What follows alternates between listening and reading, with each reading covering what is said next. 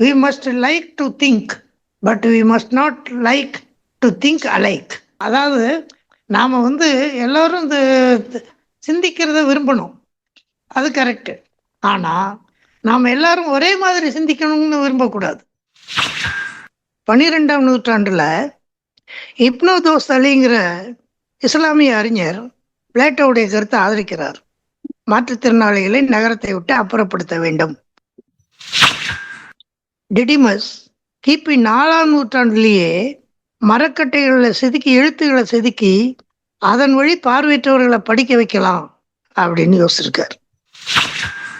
எனக்கு கூட சேலம் ஸ்கூல்ல நான் சேர்ந்தபோது எனக்கு ஒரு பயம் இருந்தது. முதுகில் எழுதும்போது நம்ம சரியா கத்துக்கலன்னா குத்திடுவாங்களோ பெண்ணூசியை வச்சு. இவங்க 2 பேரும் பார்வையற்றவர்களை பற்றிய மறைக்கப்பட்ட வரலாற்றை தோண்டி எடுத்து வெளியே சொல்றாங்க. அந்த பெண் கர்ப்பிணியா இருக்கிறா, இவளே பார்வையற்றவர் தானே, இவளுக்கு எதுக்கு இந்த ஆசை, இவன் இந்த கருவை கலைச்சிருக்க கூடாது. பிளே பாய்னாவே பாலியல் பத்திரிக்கை தான் அது. அந்த பத்திரிக்கை பிரெயில்லையும் வருது. பார்வையற்றோர் குரல்னு ஒரு பத்திரிக்கை பிரெயில்ல வந்துட்டு இருந்தது. அதுல ஒரு கவிதை எழுதியிருந்தா, கோலேந்தி நடந்த இனம் கோரிக்கை ஏந்தி நடந்தது, விளைவென்ன தெரியுமா, டெல்லி தெருக்களில் நியாய கேள்விக்கு இரத்த துளிகளாய் சிதறி தெரித்தன.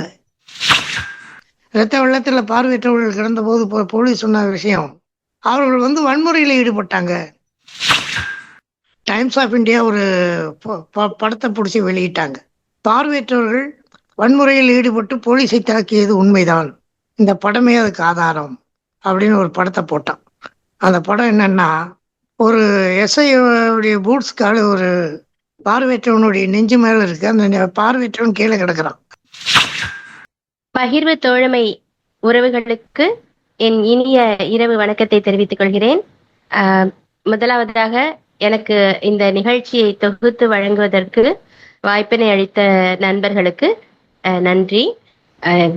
இன்றைய நிகழ்ச்சியில் முதலாவதாக பேசுவதற்கு ஒரு சிறப்பு விருந்தினர் நமது குழுவிற்கு வருகை தந்துள்ளார். அவர் கோவை அரசு கல்லூரியில் சுமார் 25 ஆண்டு காலம் வரலாற்றுத்துறையில் சிறப்புடன் பணியாற்றி ஓய்வு பெற்ற பேராசிரியர் திரு முனைவர் சுகுமாரன் ஐயா அவர்கள். அவர் நிறைய சிறப்பு பேச்சுரை வழங்கியிருக்காரு. அதனால அவரை நிகழ்ச்சிக்கு வரவேற்பதில் மட்டற்ற மகிழ்ச்சி அடைகிறேன். மேலும் இக்குழுவிற்கு வருகை தந்துள்ள அனைத்து நண்பர்களையும் வருக வருக என்று வரவேற்கிறேன்.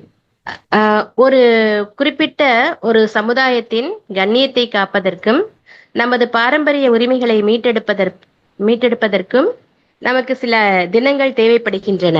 அதுக்காகத்தான் நம்ம ஒவ்வொரு வருஷமும் குழந்தைகள் தினம், அன்னையர் தினம், மகளிர் தினம், காதலர் தினம், இப்படி நிறைய தினங்களை கொண்டாடிட்டு இருக்கோம். ஸோ இதே மாதிரி ஒவ்வொரு வருஷமும் டிசம்பர் திங்கள் மாற்றுத்திறனாளிகள் தினம், பன்னாட்டு மாற்றுத்திறனாளிகள் தினம் கொண்டாடிட்டு இருக்கோம். ஸோ அந்த தினத்தை அனுசரிக்கிற வகையில நம்மளுக்கு இப்போ நம்ம கடந்து வந்த பாதைகள், அதுல இடையூறாக இருந்த தடைகள், நம்ம மக்கள் சாதிச்ச சாதனைகள், இது எல்லாத்தையும் ஒரு ஆய்வுக்கு உட்படுத்தப்பட வேண்டிய கட்டாயத்துல நம்ம இருக்கோம். ஸோ அதுக்காக தான் இதை ஒரு நிகழ்ச்சியா நடத்தலாம் அப்படிங்கிற ஒரு முன்னேற்பு. ஸோ நான் அதிக நேரத்தை எடுத்துக்க விரும்பல. திரு சுகுமாரன் ஐயா அவர்களை உலக பார்வையற்றோர் அரங்கில் வகுத்த பாதை என்ற தலைப்பில் பேச அழைக்கிறேன். நண்பர்கள் அனைவருக்கும் வணக்கம். கேக்குது இல்லையா? பகிர்வு தோழமை நண்பர்கள் அனைவருக்கும் இந்த வாய்ப்பை தந்தமைக்கு முதல் நன்றி தெரிவித்துக் கொள்கிறேன். நம்மை பற்றிய அறியறதுக்கு முன்னாடி நம்மை பற்றிய வரலாறு என்ன அப்படிங்கிறதை நாம தெரிஞ்சாகணும். நமக்குன்னு ஒரு வரலாறு இருக்கு. அது 2 வகையா இருக்கு. ஒண்ணு நம்மை படுத்திய கொடூரங்களை சார்ந்தது, மற்றொன்று நம்மவர்கள் நிகழ்த்திய சாதனையை சார்ந்தது. அப்படி 2 வகையா நம்ம வரலாறு இருக்கு. இதுல நம்மை பற்றிய கொடூரங்கள்லாம் என்ன? பொதுவா ஊனமுற்றோரை பற்றி உலகெங்கிலும் ஒவ்வொரு வகையான கருத்துக்கள் இருக்கு. ஆரம்ப காலத்தை பொறுத்த வரைக்கும், அதாவது மனிதனுடைய அறிவு வளர்ச்சிக்கு பிறகு மனிதன் ஊனமுற்றவர்களை ஒதுக்கினான் அல்லது உதாசீனப்படுத்தினான் அல்லது ஒழித்தான். இதுதான் வரலாறு. அதுக்கு முன்னாடி எப்படி இருந்திருக்கும் அது நமக்கு தெளிவான இது இல்லை. ஆனா வேத காலத்துல ஒரு ரிஷி வே வேத பாராயணம் செய்ததாக ஒரு சின்ன செய்தி உண்டு. அதே சமயத்துல அஷ்டவக்ரர் அப்படின்னு ஒருவர், அவர் 8 கோணங்களாக உடல் அமைந்தவர். அவருக்கு எப்படி 8 கோணங்கள் வந்துச்சு? சாதாரணமா நம்ம நாட்டிலேயும் சரி மற்ற நாடுகள்லையும் என்ன நினைச்சாங்கன்னா, என்ன உறுதியா இருந்தாங்கன்னா, போன ஜென்மத்தில் செஞ்ச வினைப்பயன் காரணமாக நமக்கு ஊனம் ஏற்பட்டது அப்படிங்கிறதான் பொது கருத்தா இருந்தது எல்லா இடத்துலையும். அது நம்ம நாட்டிலேயே இருந்திருக்கு. ஈவன் அதாவது மிக சிறப்பாக சொல்லப்படுற மருத்துவ நூல்ல கூட பாவத்தின் காரணமாகத்தான் ஊனமுற்றவர்களாக பிறக்கிறார்கள் அப்படிங்கிறதான் கருத்தாக இருந்தது. ஆக இப்படிப்பட்ட கருத்துகளுக்கு மத்தியில வேறு வகையான கருத்துக்கள் இருந்திருக்கு. உதாரணமா ஜி.கே. அவுல் அப்படிங்கிறவர் ஒரு நாவல் எழுதியிருக்கார். அவர் ஒரு சீரீஸே எழுதியிருக்காங்க அந்த அம்மா.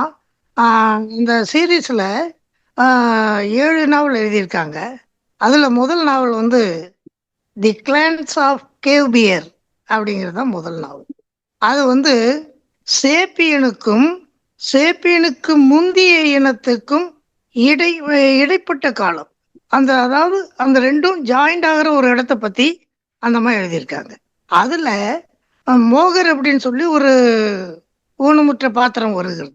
அவர் தான் அந்த இனத்துக்கு குழு ஜோசியராக இருந்து, குழு மாந்திரிகராக இருந்து மாந்திரிகம் செய்யறது அது இது பண்றதெல்லாம் அவர் தான்.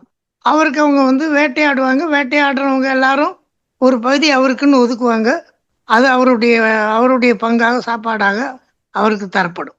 இது அந்த நாவல்ல சொல்லப்படுற செய்தி போட்டோம். இப்போ இதுக்கு அடுத்த நிலையில இவன் மனுஷன் நல்லா வளர்ந்தான்ல, பேச ஆரம்பிச்சான்ல, அப்ப என்ன பண்ணான்? கிரேக்கத்துல எல்லாமே பார்த்தீங்கன்னா சிட்டி ஸ்டேட்ஸ் தான், அதாவது நகர அரசுகள் தான் இருந்தது. ஸ்பார்ட்டா, ஏதென்ஸ், கிரீஸ் இப்படி எல்லாமே சிட்டி ஸ்டேட்ஸ் தான் இருந்தது. அப்போ இந்த சிட்டி ஸ்டேட்ஸ் தனித்தனியா இருந்ததுல ஸ்பார்ட்டாலாம் ரொம்ப முக்கியமான நகர அரசு.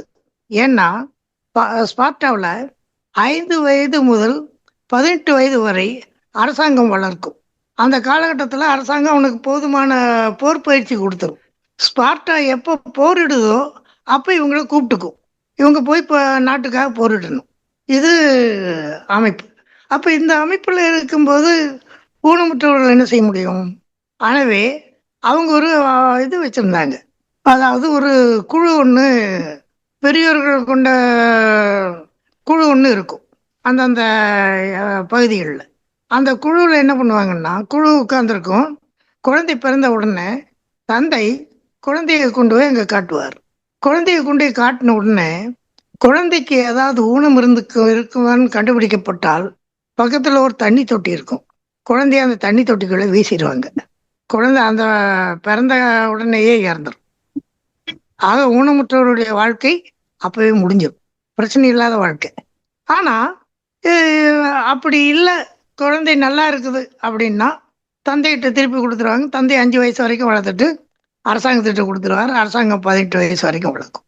இது ஸ்பார்ட்டாவில் இருந்த முறை. இப்படி ஒரு முறை இருந்தது அப்படிங்கிறத பத்தி தி ஹிஸ்டரி ஆஃப் மாடர்ன் பிலாசபிங்கிற புக்கில் பெட்ரன் ரசல் குறிப்பிட்டுறார். இது ஒரு கட்டம். இதுக்கு அடுத்த கட்டம் வருது. அதாவது பிளாட்டோ எல்லாம் இந்த கிமு 4ஆம் நூற்றாண்டு 3ஆம் நூற்றாண்டு கட்டம் வருது. அந்த கட்டத்தில் பிளாட்டோ என்ன சொல்றார்? இவர்களை கொல்ல எல்லாம் சொல்லல. மாறா பிளாட்டோ என்ன சொல்றார்? மாற்றுத்திறனாளிகளை நகரத்தை விட்டு அப்புறப்படுத்துங்கள், நகருக்குள்ள அவங்க இல்லாம பாத்துங்கிறார். இது சரிதான் போல இன்று வரைக்கும் தோணுது. ஏன்னா டொனால்டு ரீகன் அமெரிக்க ஜனாதிபதி இந்தியாவுக்கு வந்தபோது அவர் ஜெய்ப்பூரை பார்க்க ஆசைப்பட்டு ஜெய்ப்பூர் போனார், ராஜஸ்தான்ல. ஜெய்ப்பூர்ல இருந்த மாற்றுத்திறனாளிகள் எல்லாம் அப்புறப்படுத்தப்பட்டு வேற இடத்துக்கு கொண்டு போய் விடப்பட்டார்கள், ரீகன் கண்ணில் படக்கூடாதுங்கிறதுக்காக. அப்போ இது அன்னிலிருந்து இன்ன வரைக்கும் ஒரு அதே மெத்தட்ல இருக்கு.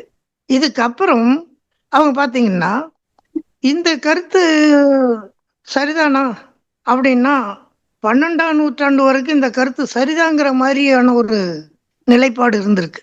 ஏன்னா 12ஆம் நூற்றாண்டுல இப்னு தோஸ் அலிங்கிற இஸ்லாமிய அறிஞர் இந்த கருத்தை ஆதரிக்கிறார். பிளேட்டோவுடைய கருத்தை ஆதரிக்கிறார். மாற்றுத்திறனாளிகளை நகரத்தை விட்டு அப்புறப்படுத்த வேண்டும் அப்படிங்கிற கருத்தை ஆதரிக்கிறார். இத ராகுல சங்கீர்த்தியாயன் தன்னுடைய நூலான ஆம், இஸ்லாமிய தத்துவியல்ல குறிப்பிட்டிருக்கார். இது ஒரு இது. இப்போ இதுக்கெல்லாம் அப்புறம் பார்த்தீங்கன்னா அவங்க வந்து வளர்ந்து வளர்ந்து ஓரளவுக்கு மெல்ல மெல்ல அவர்கள் வளர்கிறார்கள். ஏதோ ஒரு வடிவத்தில் அவங்களை பற்றிய அறிவும் தெளிவும் மெல்ல மெல்ல ஏற்படுகிறது.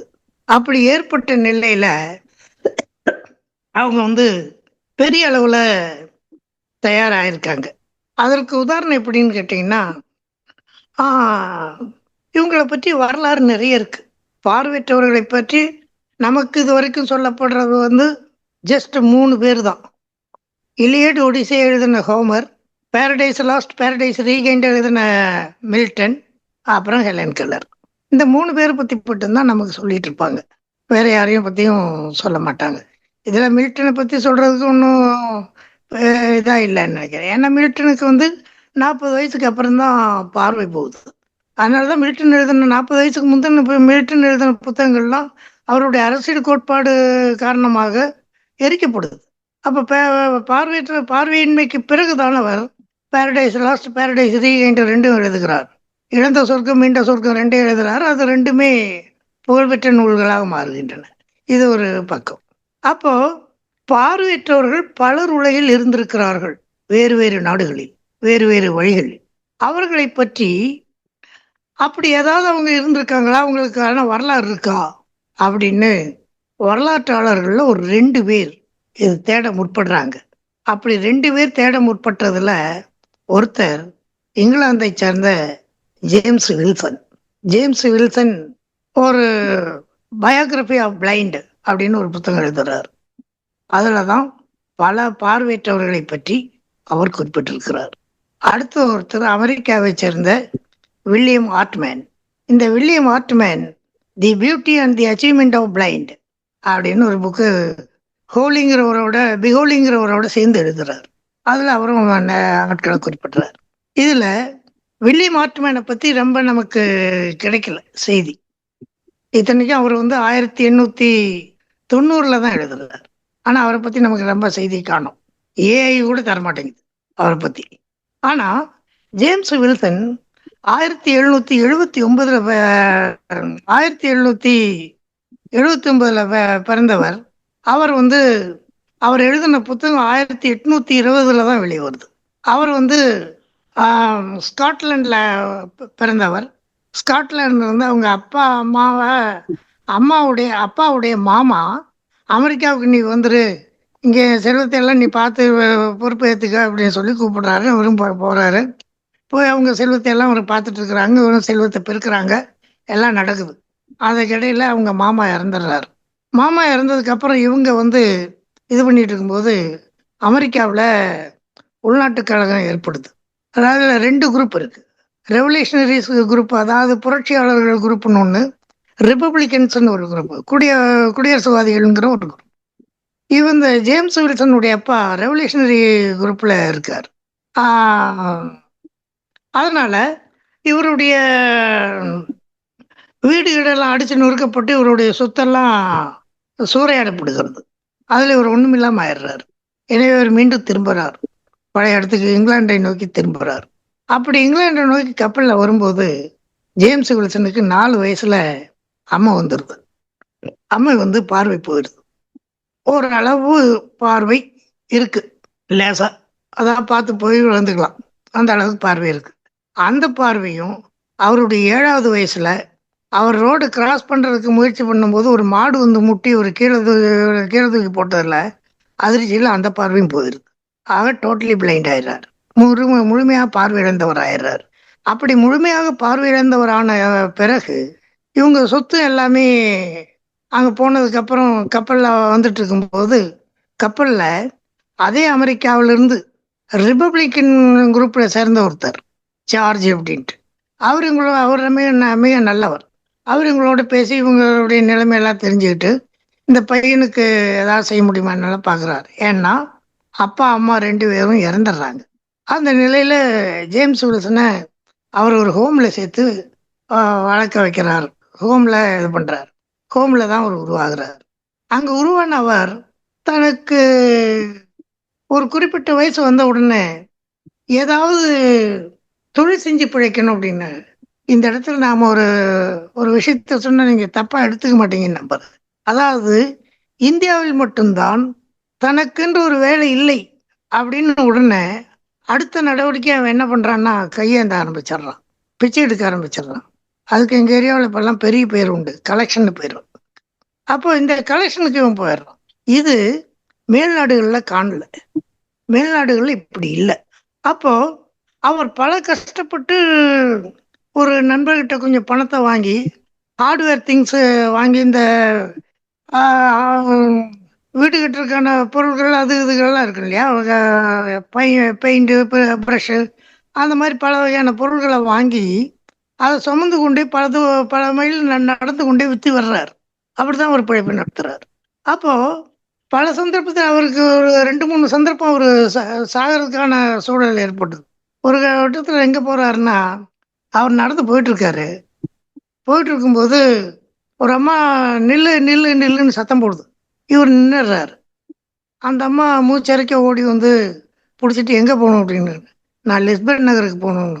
ஆனால் நீ இப்போ வந்து கால்வாயை நோக்கி போயிட்டு இருக்க, அங்கே முந்தானத்தான் ஒருத்தன் உளுந்து சேர்த்தான், நீ இப்போ அங்கே தான் போயிட்டுருக்குற, வா அப்படின்னு சொல்லி கூட்டிகிட்டு போய் லிப்சன் ரோட்டில் விட்டுறாங்க. அவர் அதுக்கப்புறம் போகிறார். இன்னொரு கட்டத்தில் என்ன ஆகுது அப்படின்னா, அவர் போகிறாரு. அது ஒரு மத்தியான வேலை. அங்கே தொழிலாளிகள் நிறைய இருக்காங்க. ஆனால் அவங்கெல்லாம் வந்து சாப்பாட்டுக்கு போயிட்ட நேரம். இவர் போகிறாரு. ஒரு தொழிலாளி இவரை பார்த்துடுறாரு. ஒரு அடி கூட நகராது, அப்படியே நில்லு அப்படிங்கிறார். நிற்கிறார்.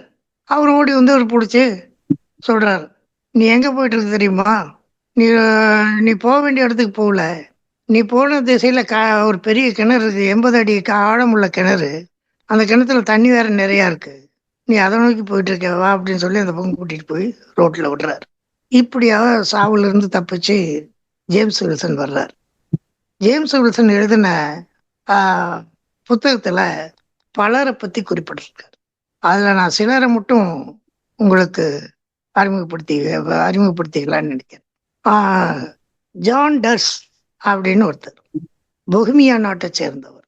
ஜான் டர்ஸு போரில் ஈடுபட்டிருக்கும்போது கண்ணில் அம்பு பட்டு ஒரு கண் பார்வை இழந்துடுறார். அந்த ஜான் டர்ஸ் இந்த ஒத்த கண்ணோடு மீண்டும் போரிடுறார். மீண்டும் ஒரு அம்பு பட்டு 2வது கண்ணி இழந்துடுறாரு. வீட்டில் உட்காந்து காயத்தை ஆத்துறாரு. எல்லாரும் சொல்கிறாங்க, இனி வீட்டில் இருந்து எதாவது பண்ணுங்க, போருக்கெல்லாம் போக வேண்டான்னு. ஆனால் அவர் கேட்கல. என்னால் முடிஞ்சதை நான் போரில் செய்வேன் அப்படிங்கிறார். அப்படின்ட்டு வர்றார். ஒரு காவலாளியை ஏற்படுத்திட்டு அவர் கூட வந்து போரிடுறார். அது 1422 கிபி. இந்த 1422ஆம் ஆண்டில் என்ன நிகழ்வுன்னா, போப்பாண்டவர் பேச்சை கேட்டு 6 நாடுகள் ஒன்று சேர்ந்து பூமியாவை தாக்குறதுக்கு தயாராகுது. 2 பக்கம் 3 நாடுகள் அப்படியாக தயாராகுது. அப்போ இவர் என்ன பண்றாரு, ஒவ்வொரு வினாடியும் அங்கே என்ன நிகழ்வுன்னு சொல்றாரு. மெய்க்காவலன்னு சொல்றான். முதல் சங்கு ஊதப்படுது. முதல்ல கொடி காட்டப்படுகிறது. 2வது முதல் சங்கு ஊதப்படுகிறது. 3வது சங்கு ஊதுனா தான் போர் தொடங்கணும். அது பொதுவான விதி. ஆனா இவர் என்ன பண்றாருன்னா, முதல் சங்கு ஊதி முடிச்ச உடனே போற ஆரம்பிச்சிடுறாரு. எதிர்பார்க்காத செமெண்ட் அப்படிங்கிற அரசனுடைய படைகள் செதறி அடிச்சிருது. செதறி ஓடுனதுல இன்னொரு பக்கத்திலிருந்து தாக்கலாம்னு நினைச்சவனும் அவனால முடியாம அவங்களெல்லாம் செதறி போயிடுறாங்க. ஆனா அந்த சிமெண்ட் மட்டும் என்ன பண்றாருன்னா, 2வதும் 3வதும் 2 தடவை பிரிஞ்சு போன ஆட்கள் எல்லாம் திரட்டி கொண்டு வந்து போரிடுறாரு. ஆனா 3 தடவையும் அவன் தோர்த்து போறான். இவங்க 3 தடவையும் ஜெயிச்சிடுறாரு. பூமியா மக்கள் இவரை ஜிஸ்கா அப்படின்னு தான் கூப்பிடுறாங்க. அதுக்கு ஒரு வேளை பெருந்தலைவன்கிற பேர் இருந்திருக்கலாம், அல்லது அன்பானவன் பேர் இருந்திருக்கலாம்னு நினைக்கிறேன். அந்த மொழிக்கு என்ன, அந்த வார்த்தைக்கு என்ன பொருள்னு அவங்க தரப்படல. அதனால அப்படி ஒரு பேர் இருந்திருக்கலாம் அப்படின்னு யூகம். அப்போ ஜிஸ்கா ஊரில் ஜெயிச்ச உடனே மக்கள் என்ன சொல்றாங்க, நீங்களே அரசனா இருந்து ஆட்சி நடத்துங்கிற. ஜிஸ்கா சொல்றார், இந்த அரசனை வச்சு ஆட்சி நடத்துற வேலையே வேண்டாம், நீங்க இந்த நாட்டை குடியரசா மாத்துங்க. எப்போ? கிபி 1422 சொல்ற ஒரு பிளைண்ட், இந்த நாட்டை நீங்க குடியரசு நாடா மாத்தி ஆளுங்க, ஆட்சி செய்யுங்க. நான் உங்களுக்கு என் உதவி எப்ப தேவைப்பட்டாலும் கூப்பிடுங்க, தயங்காம சொல்லுங்க, நான் வர்றேன் அப்படின்னு சொல்லிட்டு வீட்டுக்கு போயிடுறாரு. இது ஜிஸ்காவுடைய இது. அடுத்தது ஒருத்தர் அவரை குறிப்பிடுறார், அதாவது ஜான் மெட்காஃப் அப்படின்னு ஒருத்தர். ஜான் மெட்காஃப் 5 வயசுல பார்வை இழந்தவர். 5 வயசுல 10 வயசுலன்னு நினைக்கிறேன் பார்வை இழந்தவர். பார்வை இழந்ததுக்கு அப்புறம் அவர் வயலின் கத்துக்கிட்டு படையில, இங்கிலாந்தை சேர்ந்த படையில வயலின் வித்வானா பணியாற்றுறார். அப்படி பணியாற்றிட்டு இருந்த அவர் மிக முக்கியமான சில காரியங்களை செய்கிறார். அதாவது இங்கிலாந்துக்கு முதல் கூரியர் சர்வீஸ் அவர் தான் அறிமுகப்படுத்துறாரு. ஒன்று. ரெண்டாவது, இங்கிலாந்துல ரோடு கான்ட்ராக்ட் எடுத்தா குறிப்பிட்ட நாளுக்குள்ள அதை எப்படி முடிக்கிறது அப்படிங்கிற விஷயத்தையே அவர் தான் கற்றுக் கொடுக்குறார். அவர் எடுத்த ரோட்டை குறிப்பிட்ட நாட்களுக்கு முன்னாடியே முடிச்சு சர்வேயர்கிட்டையும் மற்றவங்ககிட்டையும் நல்ல பேர் வாங்குறார். அப்படி ஜான் மெட்காஃப் இது பண்ணி வாழ்ந்துட்டு இருக்கார்.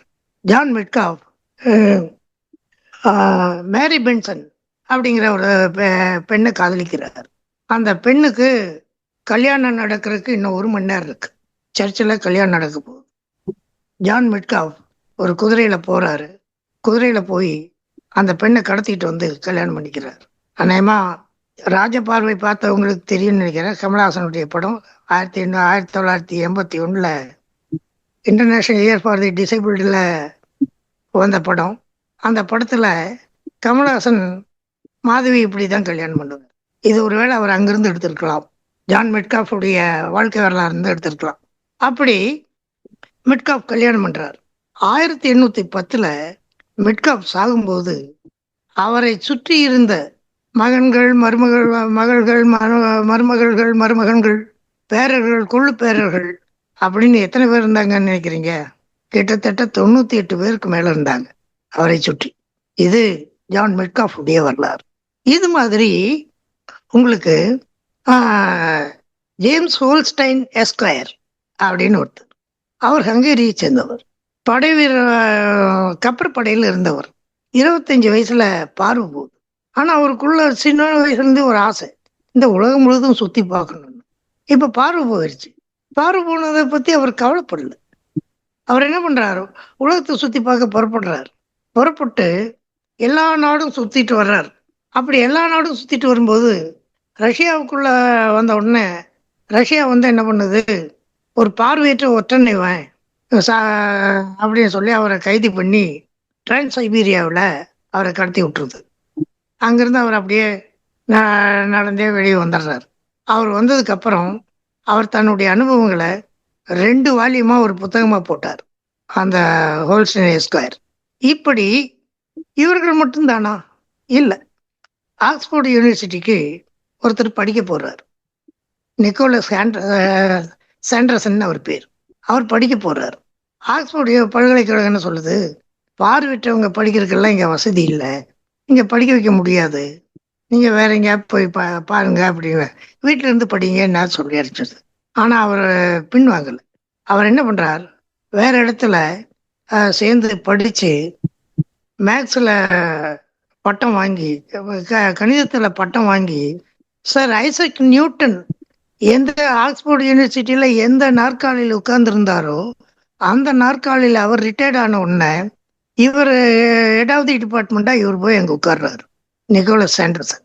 இப்படி நிக்கோலஸ் சாண்டர்சன் ஒரு இதுல பெரிய ஆளா உருவெடுக்கிறார்.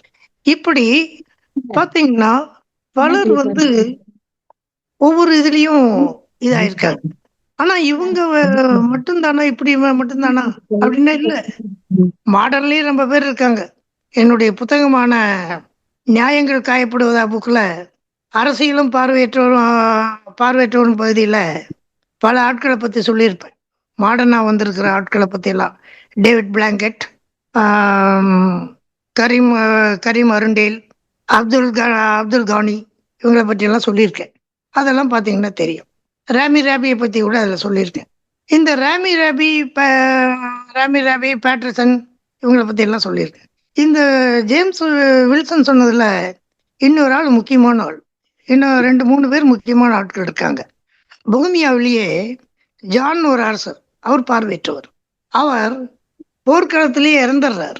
மறுநாள் தான் அவர் இறந்ததையே கண்டுபிடிக்கிறாங்க. போர்க்களத்தில் அவர் இறந்து கிடக்கிறதையே மறுநாள் தான் கண்டுபிடிக்கிறாங்க. அதே மாதிரி ஃபெட்ரிக்னு ஒருத்தர், அவர் ஹெனோவெரியன் இனத்தை சேர்ந்தவர். அவர் 5ஆம் ஜார்ஜுங்கிற பேரில் ஆட்சி செய்கிறார். 6 மொழிகள் தெரிந்தவர், ஆனால் பார்வையற்றவர். அவர் மிக அற்புதமாக ஆட்சி செய்து நிர்வாகத்தை நல்லபடி கொண்டு போகிறார். இது மாதிரி இருக்கிற இதில் கிட்டியாசுன்னு ஒருத்தர், அவர் ஜப்பானில் ஒரு மாநிலத்துடைய ஆளுநர். 6 மொழிகள் தெரிந்தவர், ஜப்பானிய சீன இலக்கியத்தில் மிகுந்த தேர்ச்சி பெற்றவர். அவர் அந்த மாநிலத்தை மிக அற்புதமாக ஆட்சி செய்து வர்றார். இப்படியாக பலரை பற்றி அவங்க தந்திருக்காங்க. இந்த கிட்டியாசு பற்றி சொல்லும்போது தான் நான் பேட்ரிசனை பற்றியும் குறிப்பிட்டிருக்கேன். நியூயார்க்கில் ஒபாமா காலத்தில் கவர்னர் ஆனார் இல்லையா, நியூயார்க்கு கவர்னர் ஆனார் பேட்ரிசன், அவரும் பார்வையற்றவர். அவரை பற்றி குறிப்பிட்டிருக்கேன். அப்போ அந்த புக்கில் பார்த்தீங்கன்னா மாடர்னில் வந்தவங்க பலரும் அதில் புக்கில் வருவாங்க. இப்படி பலரும் அதில் உருவாகி இருக்காங்க. நம்ம தன்னுடைய நாட்டுக்காக பாடுபட்டவங்களும் இருக்காங்க, தன்னுடைய இனத்துக்காக பாடுபட்டவங்களும் இருக்காங்க. சரி, இப்போ இது நாம் பார்க்குறோம், பல வரலாற்று ஆசிரியர்கள் இருக்கிறாங்க, பல பெரிய பெரிய வரலாற்று நூல்கள் எழுதினவங்கலாம் இருக்காங்க இல்லையா. கிப்பன்லாம்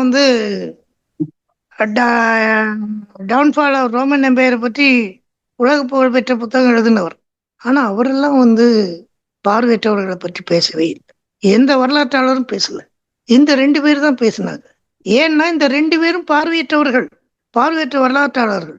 அப்போ இவங்க தான் அதை பற்றி பேச முடியும். நான் எல்லா இடத்துலையும் சொல்றது உண்டு இல்லையா, the shoe wear knows where the shoe bites. Shoe அணிஞ்சவனுக்கு தான் தெரியும் ஷூ எங்கே கடிக்குதுன்னு. அது மாதிரி தான் இதுவும். எனவே அப்படியான ஒரு சூழல்ல தான் இவங்க 2 பேரும் பார்வையற்றவர்களை பற்றிய மறைக்கப்பட்ட வரலாற்றை தோண்டி எடுத்து வெளியே சொல்றாங்க. இதுல இப்படி பலரும் இருந்திருக்காங்க, இது பண்ணியிருக்காங்க. சரி, இப்படியெல்லாம் இருக்காங்க, ரைட்டு. இதுல நமக்கு என்ன கேள்வி வருதுன்னா, இவங்க உரிமைகளை பற்றி ஏதாவது யோசித்தாங்களா, அல்லது கல்வியை பற்றி இவங்கெல்லாம் யோசித்தாங்களா அப்படின்னா யோசித்தார்கள். அலெக்சாண்ட்ரியாவில் இருந்த டிடிமஸ் கிபி 4ஆம் நூற்றாண்டிலேயே மரக்கட்டைகளை செதுக்கி, எழுத்துக்களை செதுக்கி அதன் வழி பார்வையற்றவர்களை படிக்க வைக்கலாம் அப்படின்னு யோசிச்சிருக்காரு. ஆனா அதுக்கப்புறம் பார்வையற்றவர்களை பற்றி, பார்வையற்றவர்களுடைய கல்வியை பற்றி யோசிச்சது சொல்லுங்கம்மா, முடிச்சிடலாமா? இல்ல ஐயா, நீங்க தொடருங்க, அது இடையூறு தான். நீங்க தொடருங்க. அப்போ கல்வியை பற்றி, பார்வையற்றவர்களுடைய கல்வியை பற்றி முதல்ல மாடர்ன் ஏஜில், அதாவது நவீன காலத்தில் 1789 பிரெஞ்சு புரட்சி வந்தபோது, அந்த பிரெஞ்சு புரட்சியின் காலகட்டத்தில் என்சைக்ளோபீடியான்னு ஒரு நூலை எழுதினாரு டிட்ராட் தான் நவீன காலத்தில் பார்வையற்றவர்களுடைய கல்வியை பற்றி பேசினார். ஒரு கருத்தை முன்வைச்சார், அவர்களுக்கு சிறந்த கல்வி தரப்பட வேண்டும் அப்படின்னு. ஆனால் இதுக்கு முந்தின காலகட்டத்திலேயே இந்தியாவில் இருந்திருக்காங்க. 15ஆம் நூற்றாண்டில் வடநாட்டில் சூர்தாஸ் அப்படின்னு ஒருத்தர் இருந்திருக்கார். அவர் பஜனை பாடல்கள் எழுதுகிறவர். ஹிந்தியில் இப்போ கூட நீங்கள் வடநாடு போனீங்கன்னா உங்கள் பேரை கேட்க மாட்டான், எவரும் கேட்க மாட்டான் உங்களுக்கு. ஆனால் உதவி செய்வான். வந்த உடனே கைப்பிடிச்சி என்ன செய்யப்பான்னா, சூர்தாஸ்ஜி ஹிதர் ஜானா அப்படின்பா. சூர்தாஸ் நீங்கள் எங்கே போகணும் அப்படின்னு தான் கேட்பான். அப்போது இது ஏன் 15ஆம் நூற்றாண்டில் அவர் இருந்த போதும் அவருடைய கல்வியை பற்றி யாரும் யோசிச்ச மாதிரி எதுவும் தெரியல. ஆனா அவர் எப்படியோ வசன பாட்டு எழுதி ஃபேமஸ் ஆயிருக்காரு. எங்க தமிழாசிரியர் 11th சொன்னாரு, சூர்தாஸ் எழுதின மாதிரி 3 வயது குழந்தைய கண்ணனை வந்து 3 வயது குழந்தையா ஆஹ், எழுதும்போது அந்த கண்ணனை பற்றிய பாடல்ல காத்துல ரோஜா செடி ஆடுற மாதிரி கண்ணன் நடந்து போனான்னு எழுதினாராம். இந்த அளவுக்கு சிறப்பா யாரும் வர்ணிக்கல குழந்தைய அப்படின்னு எங்க ஆசிரியர் சொன்னார். கோவிந்தன் சொன்னார், அவர் இறந்துட்டாரு. அவர் சொன்னார். அப்போ இப்படியாக இருந்திருக்கு. ஆனா தமிழ்நாட்டுல ஆஹ், அந்த கவி வீரராக முதலியார் இருந்திருக்கிறாரு, மாம்பழ கவிராயர் இருந்திருக்கிறாரு. இவங்க எல்லாமே வந்து எப்படி படிச்சாங்கன்னு தெரியாது. அந்த கவி வீரராகவரை பொறுத்த வரைக்கும் அவருக்கு ஆஹ், இந்த இந்த இது இருந்தது, அதாவது ஒரு முறை சொன்னா மனப்பாடம் ஆயிரும். அந்த இது இருந்ததுல ஒரு இலக்கியத்தை பூரா படிச்சு அவர் கவியேற்றும் திறன் பெற்றிருந்தார். ஆனா எனக்கு சின்ன வயசுல சொன்னவங்க என்ன சொன்னாங்கன்னா, அந்த கவி வீரராக முதலியாருக்கு வந்து முதுகுல பின்னூசியை வச்சு எழுத வச்சாங்க, அதை வச்சுதான் அவர் கத்துக்கிட்டாருனாங்க. எனக்கு கூட சேலம் ஸ்கூல்ல நான் சேர்ந்தபோது எனக்கு ஒரு பயம் இருந்தது. முதுகுல எழுதும்போது நம்ம சரியா கத்துக்கலன்னா குத்திடுவாங்களோ பின்னூசியை வச்சு அப்படின்னு. அப்ப இப்படி எல்லாம் வந்து ஒரு தவறான இதுதான் இங்க இருந்திருக்கு. தமிழ்நாட்டுல பொறுத்த வரைக்கும் இந்த அளவுக்கு தான் இருந்திருக்கு. 2ஆம் குலோத்துங்க சோழ காலத்துல வேணா ஆஹ், பார்வையற்றவர்களை ஒரு தேவாரம், திருவாசகம் போன்றவற்றை படிக்க வச்சு அவங்கள ஓதுவார கோயில்ல பாட வச்சு அவங்களுக்கு சோறு போட்டு காப்பாத்தினதாக ஒரு செய்தி வந்து கே பிள்ளை தன்னுடைய தமிழகத்தின் பண்பாடும் வரலாறு நூல்ல பதிவு பண்ணியிருக்க பார்க்குறோம்.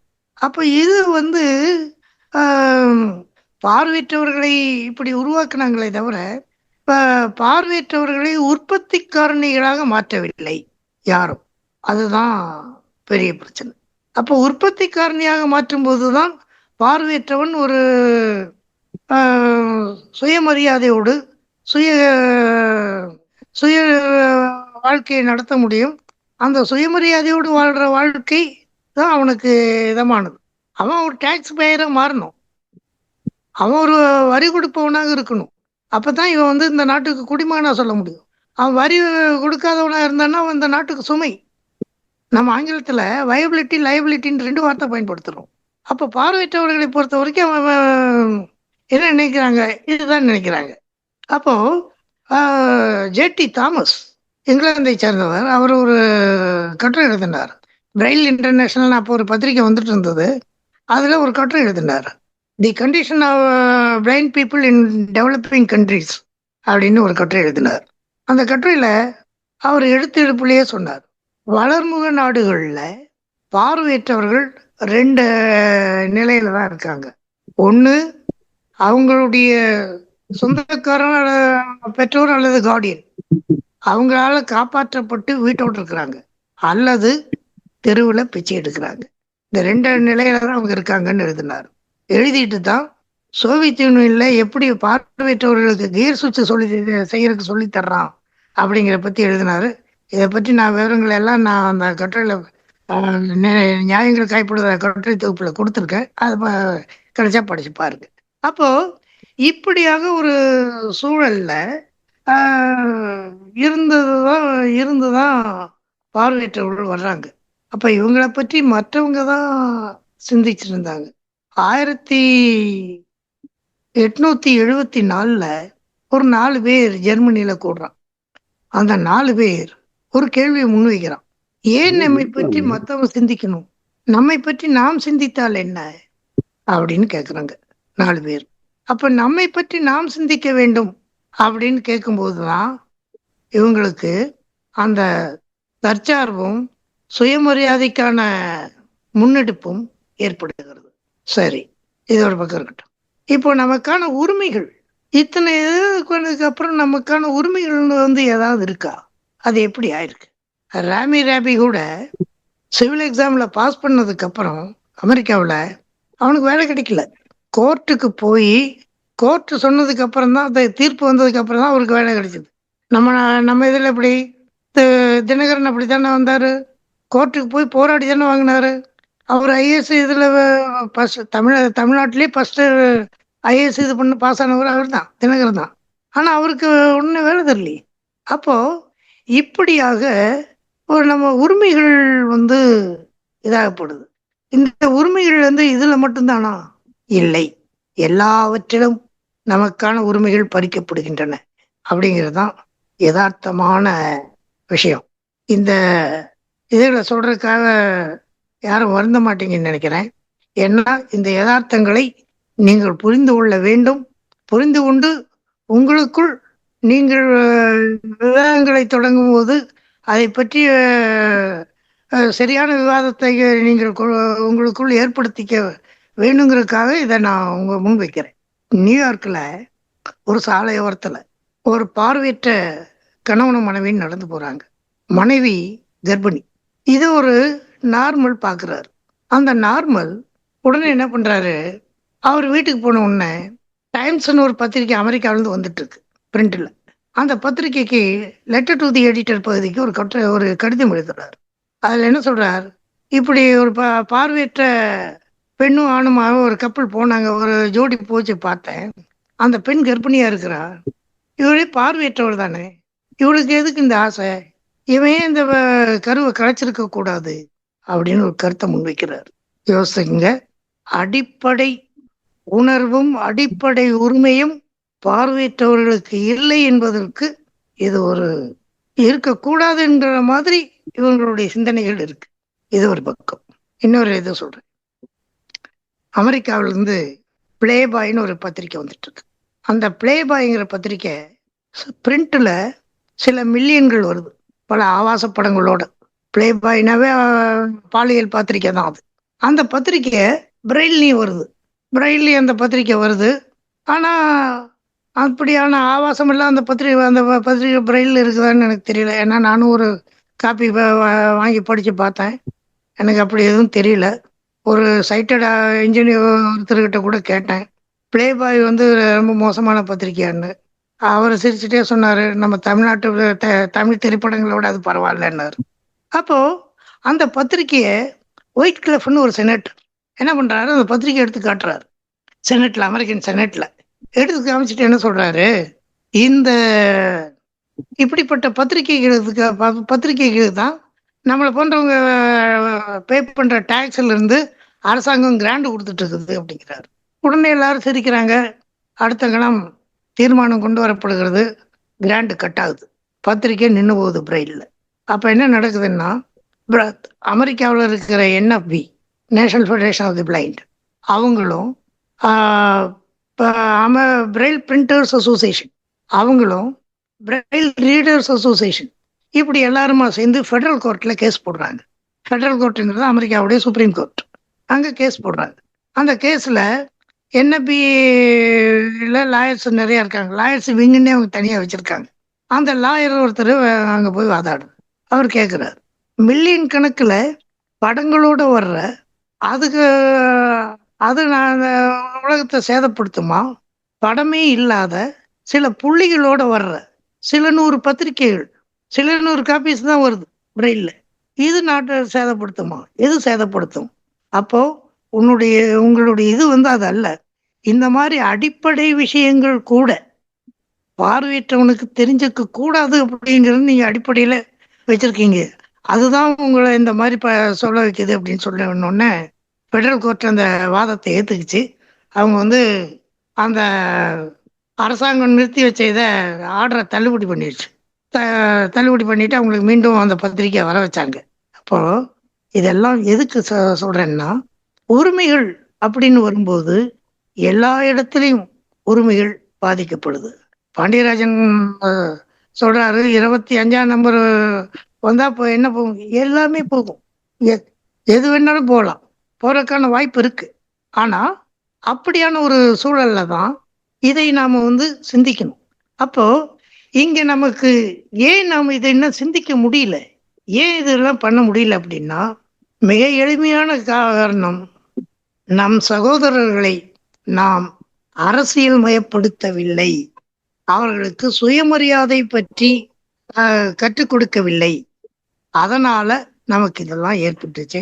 இனியாவது மக்களை அரசியல் மயப்படுத்துறதுக்கு ஏதாவது வழி இருக்கா, அப்படி பண்ண முடியுமா, அப்படி பண்ணா என்ன பண்ணணும் அப்படிங்கிற பற்றியெல்லாம் நீங்க யோசிக்கணும். அதை பற்றியெல்லாம் நீங்க சிந்திக்கணும். இந்த வரலாற்று இந்த செய்திகளிலிருந்து நீங்க என்ன தெரிஞ்சுக்கிறீங்களோ அதை நீங்க எப்படி செயல்படுத்த முடியும் அப்படிங்கிற பற்றி யோசிக்கணும். அதுக்கு இந்த இது உங்களுக்கு ஒரு வாய்ப்பை தரும் அப்படின்னு நம்புறேன். இந்த வாய்ப்பை எனக்கு அழைச்ச பகிர்வு தோழமைக்கு மிக்க நன்றி. வணக்கம். நன்றி ஐயா, மிக்க நன்றி. நீங்க எங்களை புராண காலங்கள்ல இருந்து, அதாவது 2ஆம் குலோத்துங்கன் காலத்துல இருந்து அந்த காலத்துக்கே எங்களை கூட்டிட்டு போயிட்டீங்க. ஸோ இது வரைக்கும் எங்களுக்கு தெரியாத நிறைய தகவல்கள் உங்க பேஜ்ல நாங்க தெரிஞ்சுக்கிட்டோம். டு பி ஃப்ராங்க், எனக்கு பிளே பாய்னு ஒரு பிரெயில் மேகசின் வருதுங்கிற விஷயமே இன்னைக்கு தான் தெரியும். ஸோ அந்த மாதிரி நிறைய உங்க பேஜ்ல இருந்து நிறைய இன்ஃபர்மேட்டிவா இருந்தது. மிக்க நன்றி. இது நீங்க பேசின ஒவ்வொரு வார்த்தையுமே என்ன என்னோட கடந்த காலத்துக்கும் அழைச்சு போச்சு. அதாவது நான் கடந்து வந்த பாதைகளுக்கும் அந்த நினைவுகளையும் எனக்கு தந்துச்சு. ஏன்னா நான் நானும் அப்படிதான் ஒரு ஃபாத்திமா காலேஜ்னு ஒரு காலேஜ், அந்த காலேஜுக்கு இன்டர்வியூக்கு போனேன். ஃபர்ஸ்ட் எம்ஏ முடிச்சுட்டு போனப்போ என்னாச்சுன்னா, கிளாஸ் எடுக்க சொன்னாங்க. இங்கிலீஷ்ல கிளாஸ் எடுத்தேன், நல்லா தான் எடுத்தேன். அதுக்கப்புறம் கண்ணுக்கு ஆப்ரேஷன் பண்ணா தெரியுமா என்ன அப்படி எல்லாம் கேட்டாங்க. கேட்டுட்டு அப்புறம் என்ன சொல்லிட்டாங்கன்னா, நான் சொன்னேன் இல்லை அதெல்லாம் முடியாது, இந்த மாதிரி நிறைய எனக்கு இனிமேலாம் தெரிய வைக்க முடியாது அப்படின்னு. லென்ஸ் போட்டா சரி பண்ண முடியுமான்னு கேட்டாங்க. முடியாதுன்னு சொன்னேன். அதெல்லாம் விசாரிச்சுட்டு கடைசியில் என்ன சொல்லிட்டாங்க, எங்களுக்கே 4 கண்ணு இருந்தா கூட பரவாயில்ல, பத்தாதுன்னு தோணுது. அதனால டீச்சிங் எல்லாம் உங்களுக்கு ஆப்டான ஜாப் கிடையாது, நிறைய உங்களுக்கு ஏற்ற மாதிரி இந்த டெலிஃபோன் கோர்ஸ் அந்த மாதிரி எல்லாம் இருக்கு, அது மாதிரி பண்ணுங்கன்னு என்ன ரிட்டர்ன் அனுப்பிச்சிட்டாங்க. எனக்கு அப்போ நான் எம்ஏ எக்கனாமிக்ஸ் படிச்சதே வேஸ்ட்டோ அப்படின்னு தோணுச்சு. நான் போய் அப்படி விரக்தியா நான் எதுவுமே அடுத்து பண்ணலை, பேசாம விட்டுட்டேன். அதுக்கப்புறமா அதே காலேஜுக்கே திருப்பி எஃப்ஐபி வேகன்சில நான் போயிட்டு அதே காலேஜுக்கு செமினார் அட்டன் பண்றதுக்கு எங்க காலேஜ் சார்பா ஒரு பேப்பர் ப்ரெசன்டேஷனுக்கு போயிருந்தேன். ஸோ நீங்க சொன்னது எனக்கு அந்த ஞாபகம் வந்துச்சு. அதே மாதிரி இந்த ஒரு இது சொன்னீங்க இல்லையா, அந்த உரிமைகள் மறுக்கப்படுது அப்படின்னு சொல்லிட்டு, கருவை கலைச்சா என்ன அப்படின்ற மாதிரி வந்துச்சு அப்படின்னு சொன்னீங்க இல்லையா. அது மாதிரி எனக்கே அந்த எக்ஸ்பீரியன்ஸ் நடந்தது. என்னன்னா, எங்க டிபார்ட்மெண்ட்லயே நான் ஜாயின் பண்ணப்போ, அந்த காலேஜ்ல ஜாயின் பண்ணப்போ, பாப்பா பெரியவ பிறந்துட்டா, அடுத்து சின்னவ கன்சீவ் ஆனப்போ ஒரு பிள்ளை நல்லா பிறந்துச்சுல, அப்ப இந்த பொண்ணு அவசியமா, ஏன் இவங்க இப்படி பண்ணாங்க அப்படிங்கிற மாதிரி என் காது எனக்கு பேசுனது என் காதுல விழுந்தது. ஆனா எனக்கு முன்னாடி கங்க்ராச்சுலேஷன் பண்ணாங்க. ஸோ அந்த மாதிரி எல்லாம் இருக்கு, இன்னமும் இருக்கதான் செய்யுது. அதை நீங்க கோட் பண்ணி இந்த விதமும் நல்லா இருந்தது. அதெல்லாம் ஆர்குமெண்ட் பாயிண்ட்டுக்கு உட்படுத்தப்பட வேண்டியதுதான். ஸோ நீங்க உங்க பேச்சு உண்மையிலே தெளிவா ரொம்ப எலாபரேட்டா நல்லா இருந்தது. ஸோ ஒரு வித்தியாசமான மாற்றத்தை தந்துச்சு. எங்களுக்குள்ளேயே நாங்களே பேசிக்கிட்டு இருந்ததுக்கு நீங்க இன்னைக்கு ஒரு சிறப்பு விருந்தினராக கலந்துக்கிட்டு எங்களை சிறப்பிச்சிருக்கீங்க. ஸோ மிக்க நன்றி ஐயா. வேறு யாராவது பேசுவதாக இருந்தால் ஐயா கிட்ட கேள்வி கேட்டு அப்படி கலந்துரையாடிக்கலாம், தனித்தனி. Okay okay sir. அப்படின்னு எனக்கு தோணுது. Okay sir. ஐயா கிட்ட யாராவது கேள்வி கேட்கணும் அப்படின்னா குழுல யாராவது கேட்கலாம். அப்படி ஒரு டிஸ்கஷனா பண்ணா நல்லா இருக்கும். ஆமா, அந்த அரசியல் மயப்படுத்துறது அப்படிங்கிற புள்ளிய ரொம்ப காலமா நம்ம வலியுறுத்திட்டு இருக்கோம். ஆனா நடைமுறையில மற்ற மக்களை விட நம்ம அதுல அதிகமான சவால்களை வச்சிட்டு இருக்கிறோம்னு நினைக்கிறேன். என்னன்னா, ஏற்கனவே ஒரு அமைப்பாவே, அதாவது அவங்கவுங்களுடைய நிலைக்கேற்ற தேவைக்கேற்ற ஒரு அமைப்பை, உரிமை அமைப்பு அல்லது நல அமைப்பை கட்டி எழுப்புவதிலே நமக்கு நிறைய சவால்கள் இருக்கு. அந்த சவால்கள்ல அறிவுபூர்வமான விவாதங்கள் கம்மியாகவும், சொந்த நலன் அல்லது பிற நோக்கங்கள் அதிகமாகவும் இருக்கிற மாதிரியான ஒரு அனுபவம் கிடைக்குது. இதை எப்படி நம்ம எதிர்கொள்றது? நல்ல கேள்வி. ஆனா என்னன்னா, நம்ம இந்த இயக்கங்கள்ல சுயநலங்கள் மிகுந்து போறதும் பொதுநல நோக்கு தாழ்ந்து போறதுக்கும் காரணமே நம்ம அரசியல் மயமாக்கப்படாததுதான் காரணம். அதுக்கு இன்னொரு கோணம் ஒன்று உண்டு. அதாவது 1945 அமெரிக்காவில் national federation of the blind உருவாகுது. ஒரு ஆசிரியர், 40 வயசு கொண்ட ஆசிரியர். அவர் பேர் வந்து ஜான் டேன் ப்ரூக் அப்படிங்கிறது அவர் பேர். அவர் தான் இங்கே ஆரம்பிக்கிறார். 1975 தான் இந்தியாவில் அது உருவாகுது. அப்போ சலாம் அவங்கெல்லாம் சேர்ந்து அதை உருவாக்குறாங்க. அப்போ இந்த இடைவெளி ஒரு பக்கம் இருந்தா கூட இப்போ அப்போ NAB உருவான போது இவங்களுடைய இதே என்ன தெரியுங்களா, அப்பொலிட்டிக்கல் அப்படின்னு ஒரு வாதம் வச்சாங்க. அதாவது அப்பொலிட்டிக்கல்னா எந்த அரசியல் கட்சியும் சாராமல், எந்த அரசியலிலும் சாரம் இருக்கிறது அப்படிங்கிற மாதிரி ஒரு வாதம் வச்சாங்க. ஆனா 81ல ஒரு ஊர்வலம் ஒன்று போனாங்க. அந்த ஊர்வலம் வந்து ரொம்ப ஃபேமஸான இந்திய வரலாற்றில் பார்வையற்றோர் இயக்க வரலாற்றில் மிக முக்கியமாக பதிய வேண்டிய ஊர்வலம். அந்த ஊர்வலத்தை பற்றி நான் கூட ஒரு கவிதை எழுதி அப்போ பார்வையற்றோர் குரல்னு ஒரு பத்திரிக்கை பிரெயினில் வந்துட்டு இருந்தது, சென்னையிலேருந்து வந்துட்டு இருந்தது. அதில் ஒரு கவிதை எழுதியிருந்தேன். அதில் சில வரிகள் அப்படி தான் வரும். கோலேந்தி நடந்த இனம் கோரிக்கை ஏந்தி நடந்தது, விளைவென்ன தெரியுமா, டெல்லி தெருக்களில் நியாய கேள்விக்கு இரத்த துளிகளாய் சிதறி தெரித்தன அப்படின்னு. அப்போ இந்த சூழலுக்கு என்ன காரணம்? அப்போ சொன்னாங்க, இல்லை அவங்கள வந்து இது இருக்கு, அதாவது ஜனதா கட்சி போன்ற கட்சிகள் வந்து ரூண்டா பின்னணியில் இருந்தாங்க அப்படின்னு எல்லாம் சொன்னாங்க. அது எந்த அளவுக்கு உண்மைன்னு எனக்கு தெரியாது. ஆனால் அப்படி சொல்லப்பட்டது. ஜெர்மன் வானொலி வந்து இதை ஐநா மகாசபைக்கு கொண்டு போகிறோம் அப்படின்னு சொன்னதுக்கு அப்புறம் தான் இந்திராவே வந்து போலீஸ் மேலே நடவடிக்கை எடுத்தாங்க. ஏன்னா போலீஸ் அது வரைக்கும் இங்கே என்ன சொல்லிச்சுன்னா, தடியடியெல்லாம் நிறுத்தி இரத்த வெள்ளத்தில் பார்வையற்றவர்கள் கிடந்தபோது போலீஸ் சொன்ன விஷயம், அவர்கள் வந்து வன்முறையில் ஈடுபட்டாங்க, அதனால தான் நாங்கள் தற்காப்புக்காக இது பண்ணோம் அப்படின்னாங்க. டைம்ஸ் ஆஃப் இந்தியா ஒரு படத்தை பிடிச்சி வெளியிட்டாங்க. அவன் கிண்டலாக எழுதினான், பார்வையற்றவர்கள் வன்முறையில் ஈடுபட்டு போலீஸை தாக்கியது உண்மைதான், இந்த படமே அதுக்கு ஆதாரம் அப்படின்னு ஒரு படத்தை போட்டான். அந்த படம் என்னன்னா, ஒரு எஸ்ஐடைய பூட்ஸ் கால் ஒரு பார்வையற்றவனுடைய நெஞ்சு மேலே இருக்கு. அந்த பார்வையற்றவன் கீழே கிடக்குறான், மலர்ந்து கிடக்குறான், அவன் நெஞ்சு மேலே இவர் கால் இருக்கு. அப்படி ஒரு படத்தை போட்டான். அதெல்லாம் போட்டு இப்படி எல்லாம் இது பண்ணாங்க. அப்போ இந்த அப்பொலிட்டிக்கல் அப்படிங்கிறது சரிதானா, சரியா வருமா அப்படிங்கிற கேள்வி இருக்கு. இதுக்கு என்னுடைய சொந்த அனுபவத்தை ஒன்று சொல்றேன். 1990களின் பிற்பகுதி, அநேகமா 1990களுடைய பகுதியில், முற்பகுதியில் தான். உங்களுக்கு தெரியும், கேள்விப்பட்டிருப்பீங்க, பலர் அந்த நிகழ்ச்சியில் இந்த இதாக இருக்கலாம். அதாவது பொள்ளாச்சிக்கு பக்கத்தில் காளியம்புதூர்னு ஒரு ஊர். அங்கே இன்டகிரேட்டட் ஸ்கூலுங்கிற பேரில் 3 பிளைண்ட் அங்கே படிச்சுட்டு இருந்தாங்க. பிளைண்டுக்கு படிச்சுட்டு இருந்தாங்க. படிச்சுட்டு இருந்த பல பிளைண்டில் முதல் 2 பேர் சந்தேகத்துக்குரிய முறையில் இறந்துட்டான்.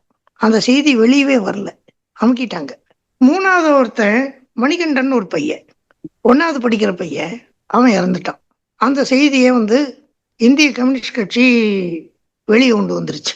அவங்களுக்கு எப்படி செய்தி கிடைச்சி அவங்க வெளியே கொண்டு வந்ததுனால எல்லா பத்திரிகையிலையும் வந்துச்சு, எல்லாரும் போய் பார்த்தாங்க அந்த இடத்த, அதெல்லாம் இது பண்ணாங்க, செய்தி வெளியே வந்துச்சு.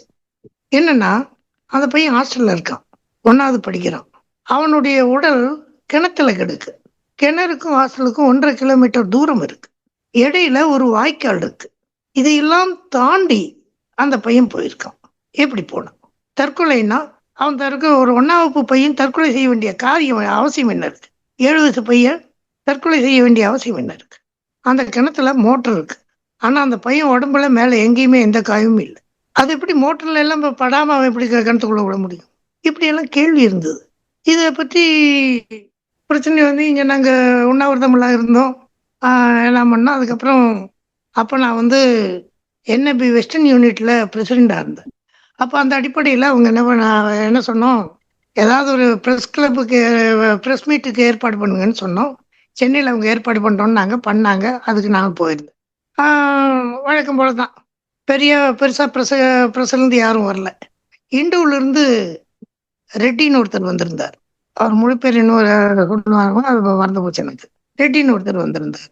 அப்ப நான் அவர்கிட்ட கேள்வி கேட்டேன், ஏன் சார் பத்மினி விஷயத்துல இவ்வளவு தீவிரமான நடந்துக்கிற முதல்வர் ஜெயலலிதா எங்க விஷயத்துல ஏன் நடக்கல அப்படின்னு, எங்க விஷயத்துல ஏன் தலையிடல அப்படின்னு கேட்டேன். இது என்னுடைய கேள்வி. ரெட்டி சொன்னார், பத்மினிக்கு பின்னாடி சிபிஎம் இருக்கிறது, உங்களுக்கு பின்னாடி யார் இருக்கிறார் அப்படின்னு கேட்டார். சோ இப்ப யோசிங்க, நமக்கு பின்னாடி ஒருத்தர் இருந்தால் ஒழிய நம்மால மேல போக முடியாது. அப்போ இதுக்கு என்ன இந்த அரசியல் உணர்வு எல்லாம் இல்லாததுனாலதான் நாம எல்லாருமே நானும் 1960 60களின் பிற்பகுதியிலிருந்து 69 வச்சுக்கோங்களேன், 69 இன்னை வரைக்கும் எல்லா இயக்கங்களையும் கவனித்துக் கொண்டிருக்கிறேன். ஆனா என்ன நிகழ்து, ஒரு தெருவுக்கு 2-3 சங்கங்கள் இப்ப எல்லாம் உருவாயிருச்சு. ஆனா எந்த சங்கமும் எல்லா சங்கமும் ஒரே வேலையை தான் செஞ்சிட்டு இருக்கு. யாரும் எந்த வித்தியாசமான வேலையும் செய்யல. ஒண்ணு. ரெண்டாவது, நாம அரசியல் மயப்படுத்துறது எப்படி படுத்துறது அப்படின்னு கேக்குறீங்க. முதல்ல நமக்குள்ள இதை நான் அந்த இதுலையும் குறிப்பிட்டிருக்கேன், அரசியலும் பார்வையற்றவருங்கிற கட்டுரையில் குறிப்பிட்டிருக்கேன். அதுலயும் முடிஞ்சுன்னா பாருங்க. அதாவது நமக்குள்ள ஒன்றுபடுதலும் ஒத்துழைத்தலும் ஒன்றாக நிற்றலும் வேணும். அது இருந்தால்தான் இதை செயல்படுத்த முடியும். அதுக்கு என்ன செய்யறது அப்படின்னா, அதுக்கு நாம வெகு தூரம் போக வேண்டியிருக்கு. ஏன்னா எல்லாரும் என்ன நினைக்கிறான்னா, தான் தலைவனாகணும்னா தனக்கு ஒரு சங்கம் வைக்கணும்னு நினைக்கிறான். இன்னொரு தலைவனுக்கு கீழே போக விரும்பலங்கிறத விட, அதாவது இதை நான் வெளிப்படையாக கொஞ்சம் பேசுறேன், தப்பா எடுத்துக்காதீங்கன்னு நினைக்கிறேன். டெமோக்ரஸியை பொறுத்த வரைக்கும் பார்வையற்றவர்களுக்கு அது சூட்டபிள் ஆகல. அதாவது அதுல டெமோக்ரஸியில பார்வையற்றவர்களுக்கு நம்பிக்கை வரல. ஆனா பார்வையற்றவர் என்ன நம்புறான், அதாவது பார்வையற்றவர்கள் இந்த ஆட்டோகிரசியை நம்புறான், மோனோகிரசியை நம்புறான். சரிங்களா? இதை ஏத்துக்கிறீங்க தானே? அதாவது ஆட்டோகிரசினா ஒரு தனி மனிதன் ஒரு இயக்கம் வச்சிருப்பான், ஒரு தனி மனிதன் ஒரு ட்ரஸ்டோ ஏதாவது வச்சிருப்பான், அவங்க கீழே அமைதியா உட்காந்து சொல்றது கேட்டுட்டு இருந்திருப்பான். அங்கிருந்து எந்த ரியாக்ஷனும் காட்ட மாட்டான். இன்னொன்னு மோனோகிரசிங்கிறது ஒரே மனிதன் தொடர்ந்து தேர்தலில் நின்றுட்டே இருப்பான், அவன் தான் ஜெயிச்சுட்டே இருப்பான், அவனுக்கு ஒரு மாற்றம் இருக்காது. அதையும் அவர்களால் அங்கீகரிக்க முடியுது. இப்படி ஆட்டோகிரசியும் மோனோகிரசியும் அவங்களால் அங்கீகரிக்க முடியுது. ஆனா டெமோக்ரஸியை அவங்களால் அங்கீகரிக்க முடியல. ஒரு தலைவன் விட்டு இன்னொரு தலைவன் வந்தான்னா, இந்த பழசு வெளியே போனவன் இவனை பகைவனா நினைக்கிறான், அல்லது உள்ள வந்தவன் பழைய ஆள பகைவனா நினைக்கிறான். இது ஏன் நிகழுது? காரணம் என்னன்னா, நமக்கு பொது கருத்துக்கள் உள்ள வர்றதுக்கான வாய்ப்புகள் குறைவு. நமக்கு படிச்சு காட்டுற காலம் இல்லை, படிக்கிறதுக்கு பிரெயின்ல புக்கும் இல்லை. இது எதுவும் இல்லாத நிலையில நாம ஒரு ஒண்ணுமில்லாத வெறுமையான சூழல்ல இருக்கும். அப்ப வெறுமையா இருக்கும்போது இந்த மாதிரியான இதுதான் ஏற்படும். இதை தவிர்க்க முடியல.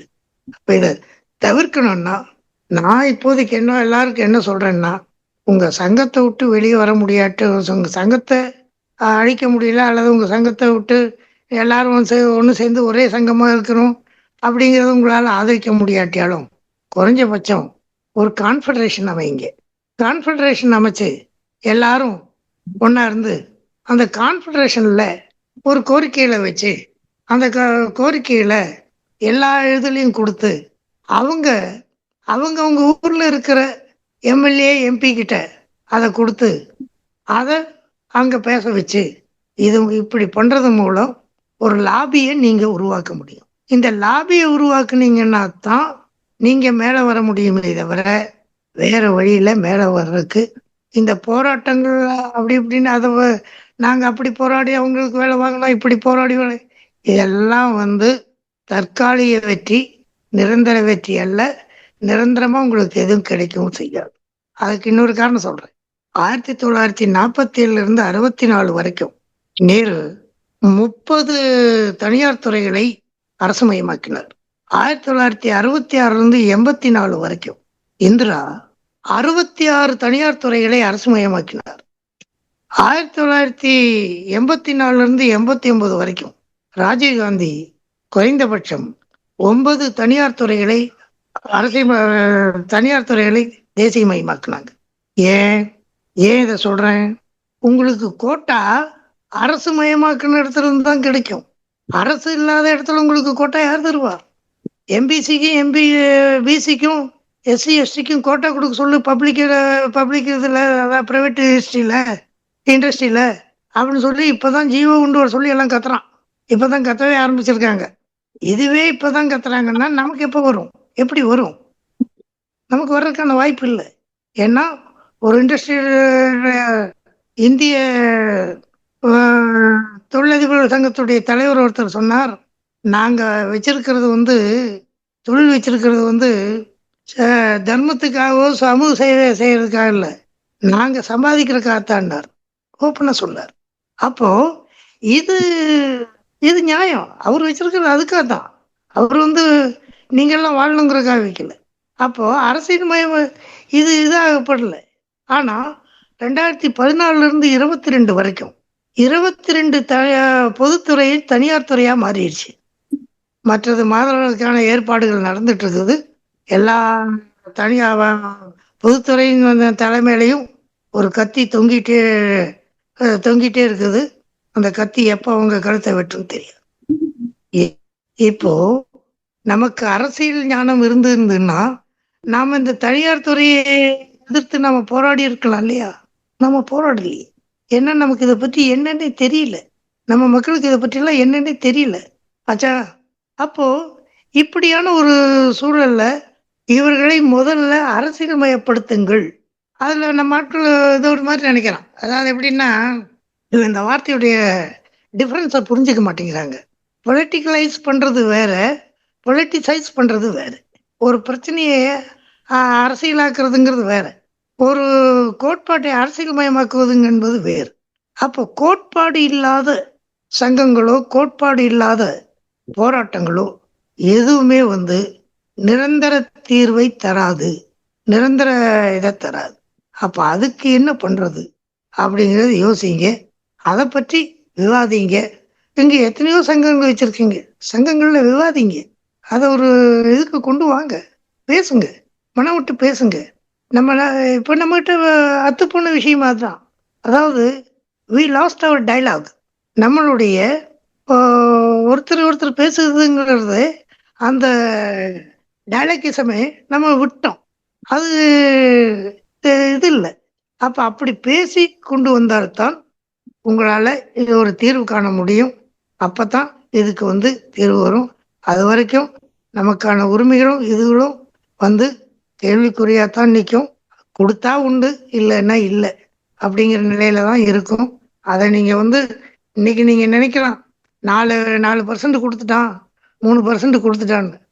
4% 3% கொடுத்துட்டு உங்களை எல்லாத்தையும் தனியார் மயப்படுத்திட்டான்னா இந்த 4% வச்சுக்கிட்டு என்ன பண்ண போறீங்க? யாரும் உங்களுக்கு தனியார்ல வேலை கொடுப்பா? உங்களுக்கு ஒரு சின்ன உதாரணம் சொல்லட்டுமா? யாரும் கோவிச்சுக்க மாட்டீங்கன்னு நினைக்கிறேன். ஒரு நண்பர், அவருக்கு ஒரு அறக்கட்டளை படிக்கிறதுக்கு உதவி செய்யுது. அவர் படிச்சவர் முடிச்ச உடனே இந்த முடிச்ச நண்பருடைய நண்பர் அவர் இந்த அறக்கட்டளையுடைய ஓனர்கிட்ட கேட்டார், உங்களுக்கு ஒரு கல்லூரி இருக்கு, அதுலயே அந்த பையனுக்கு ஒரு வேலையை போட்டு தரலாம்ல அப்படின்னார். அறக்கட்டளைக்காரர் சொன்னார், பெண்கள் தயவு செய்து கோவிச்சுக்காதீங்க. அறக்கட்டளைக்காரர் சொன்னார், நம்ம வீட்டுல ஒரு பொண்ணை கல்யாணம் பண்ணிட்டு வர்றோம், வந்ததுக்கு அப்புறம் அந்த பொண்ணு வழி மாறிடுச்சுன்னா நாம ஒன்றும் பண்ண முடியாது. ஆனா அதுக்காக ஒரு வழி மாறின ஒரு பொண்ணை, ஒரு சிவப்பு விளக்கு பதிலிருந்து ஒரு பொண்ணை நம்ம வீட்டுக்கு கொண்டு வர முடியுமா அப்படின்னு கேட்டார். எனவே தனியார்கிட்ட உங்களுக்கு எப்படி கோட்டா கிடைக்கும், எப்படி இது கிடைக்குங்கிற பத்தி யோசிங்க. அப்போ இந்த அரசியல் மயமாக்குறதுங்கிறது எந்த ஒரு குறிப்பிட்ட கட்சியை சேர்றதா நான் சொல்ல வரல, சேருங்கன்னு சொல்ல வரல. மாறாக அரசியல்ல ஒரு இதை கொண்டு வாங்க, ஒரு சிந்தனையை முதல்ல இது உங்களுக்கு சமயத்தில் என்ன ஒரு நடந்தது ஒன்று தெரியும்னு நினைக்கிறேன், கேள்விப்பட்டிருப்பீங்க. உங்களுக்கு எல்லாருக்குமே தெரிஞ்ச விஷயம் தான். இந்த பைண்டிங் செக்ஷனை மூடுறன்னு சொல்லி ஒரு ஜீவோ கொண்டு வந்தாங்க இல்லையா? அது 2021, 22 பாண்டியராஜ் அந்த ஜீவோ.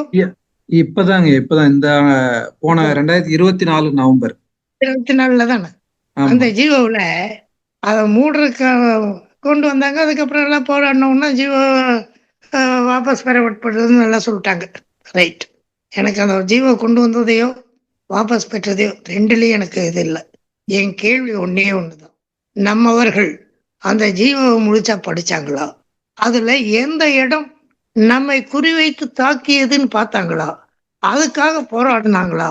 அப்படிங்கிறதான் என்னுடைய கேள்வி. அதுல என்ன சொல்லியிருக்கான், இயந்திரமயமாக்கப்பட்டுருச்சு, நவீனமயமாக்கப்பட்டுருச்சு, அதனால பைண்டிங் தொழிலாம் எல்லாம் பிளைண்டு யாரும் செஞ்சிட்டு இருக்க முடியாது, எல்லாமே இயந்திரம் செய்யுது அப்படின்னு. இது கரெக்ட், நானே பார்த்துருக்கேன், இது ரைட். ஆனா அடுத்தது அவன் சொல்றான், இப்ப பார்வையற்றவர்கள் எப்போதும் சண்டை போட்டு கொண்டிருக்கிறார்கள், அவர்கள் பணி சரியா செய்யறதில்லை அப்படின்னு. இது எந்த வரைக்கும் உண்மை? இந்த உண்மையை நம்ம ஏற்க முடியுமா? இந்த உண்மைக்கும் சில சில ஆண்டுகளுக்கு முன்னாடி நான் முருகன் ரிட்டையர்ட் ஐஏஎஸ் துக்ளக்கில் எழுதின கட்டுரைக்கும் அதுக்கு மறுப்பு தேர்வு சிஎஸ்டிஏபியும் கோயம்புத்தூர்ல இருக்கிற ஆர்பிக்கும் எழுதின கட்டுரைக்கும், அந்த கட்டுரை நான் தான் டாப் போட்டு கொடுத்தேன், அந்த கட்டுரைக்கும் என்ன இது இருக்கு சொல்லுங்க பார்க்கலாம். அவரும் இதே தான் சொன்னார். பிளைண்டு அவர் இன்னும் கொஞ்சம் மேலே போனார். பிளைண்டு ஒன்றுங்கிறது 2 பேர், 2ங்கிறது 3 பேர் கல்யாணம் பண்ணிக்கிறான், எங்கே பார்த்தாலும் சண்டை போட்டுட்டு இருக்கிறான் எந்த நேரமும் அப்படின்னார். இது எந்த அளவுக்கு சரி? ஒருத்தரை வச்சு எல்லாரையும் இது பண்ணலாமா? எல்லா பிளைண்டும் அப்படிதான் இருக்கானா? சைட்டில் போய் யாரும் அப்படி இல்லையா? சைட்டில் ஒருத்தனை வச்சு நம்ம எல்லாரும் அப்படித்தானே சொல்லிடலாமா? அதை அவங்க ஒத்துக்குவாங்களா? அப்போ இதெல்லாம் கேள்வி கேட்கிட்டு இருக்காங்க இல்லையா? நீ இதை நீ வாபஸ் வாங்குறது அப்புறம், முதல்ல இந்த இதுக்கு என்ன பதில், இதை நீ எங்க பார்த்த, என்ன பண்ண அப்படின்னு கேட்டிருக்கணும் இல்லையா? அதையே நம்ம நண்பர்கள் யாரும் கேட்கல. அந்த உணர்வு ஏன் வரல? அந்த சுயமரியாதை உணர்வு ஏன் வரல? அதுதான் கேள்வி. அப்போ அதுக்கு நாம ஏதாவது பண்ணுனா தான் சுயமரியாதை உணர்வை இவர்களுக்குள் உருவாக்கினால் ஒழிய, இவங்க வச்சு இவங்களை நீங்க அரசியல் மயப்படுத்துறதும் இது பண்றதும் கஷ்டமான விஷயமா இருக்கும். அதெல்லாம் கொண்டு வரணும். அப்படியெல்லாம் கொண்டு வர்றதுக்கு நாம நீங்கெல்லாம் இளைஞர்கள் நிறைய இருக்கீங்க, அதனால நீங்கெல்லாம் நினைச்சா என்னென்னவோ செய்யலாம், அப்படியெல்லாம் செய்வீங்கன்னு நான் நம்புறேன். அவ்வளவுதான். அரசியல் கேக்குதுங்களா? கேக்குது, சொல்லுங்க. அரசியல் பார்வையற்றவர்களுக்கு அரசியல் நல்லா தெரியுது, ஆனா அரசியல் மயப்பட மாட்டாங்க. நீங்க சொன்ன மாதிரி அரசியல்னா நம்ம நியூஸ் கேட்கறதுல இருந்து யார் என்ன பண்றாங்க இதெல்லாம் ரொம்ப தெளிவா தெரியுது. ஆனா நம்மளுடைய கோரிக்கைகளை நீங்க சொல்ற மாதிரி நமக்கான சாதகத்தை ஏற்படுத்துறதுல அரசியல் மயப்பட்டு அதை ஒன்னா நின்று உழைக்கிறது இருக்குல்ல, ஒன்னா நின்று அதை குரல் எழுப்புறது இருக்குல்ல, அந்த இடத்துல மட்டும்தான் நீங்க சொன்ன மாதிரி எல்லாம் அரசியல் இவங்களுக்கு மற்றவங்களோட எங்க போனாலும் அரசியல் நல்லா பேசுறாங்க, அது உங்களுக்கு தெரியும் இல்லைங்களா? எங்க போனாலும் பேசுவாங்க. ஆனா நம்மளுடைய கருத்தியலை இல்ல நம்மளுடைய பணி வாய்ப்பை நம்மளுடைய பிரச்சனைகளை அதை அரசியல் மயப்படுத்தி அதுக்காக போறோம்ன்ற இடத்துலதான் நம்ம தோத்து போறோம். அது எப்படி பண்றது?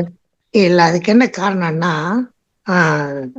இது கொஞ்சம் இதா இருக்கும், இருந்தாலும் புரிஞ்சுக்க முயற்சி பண்ணுங்க.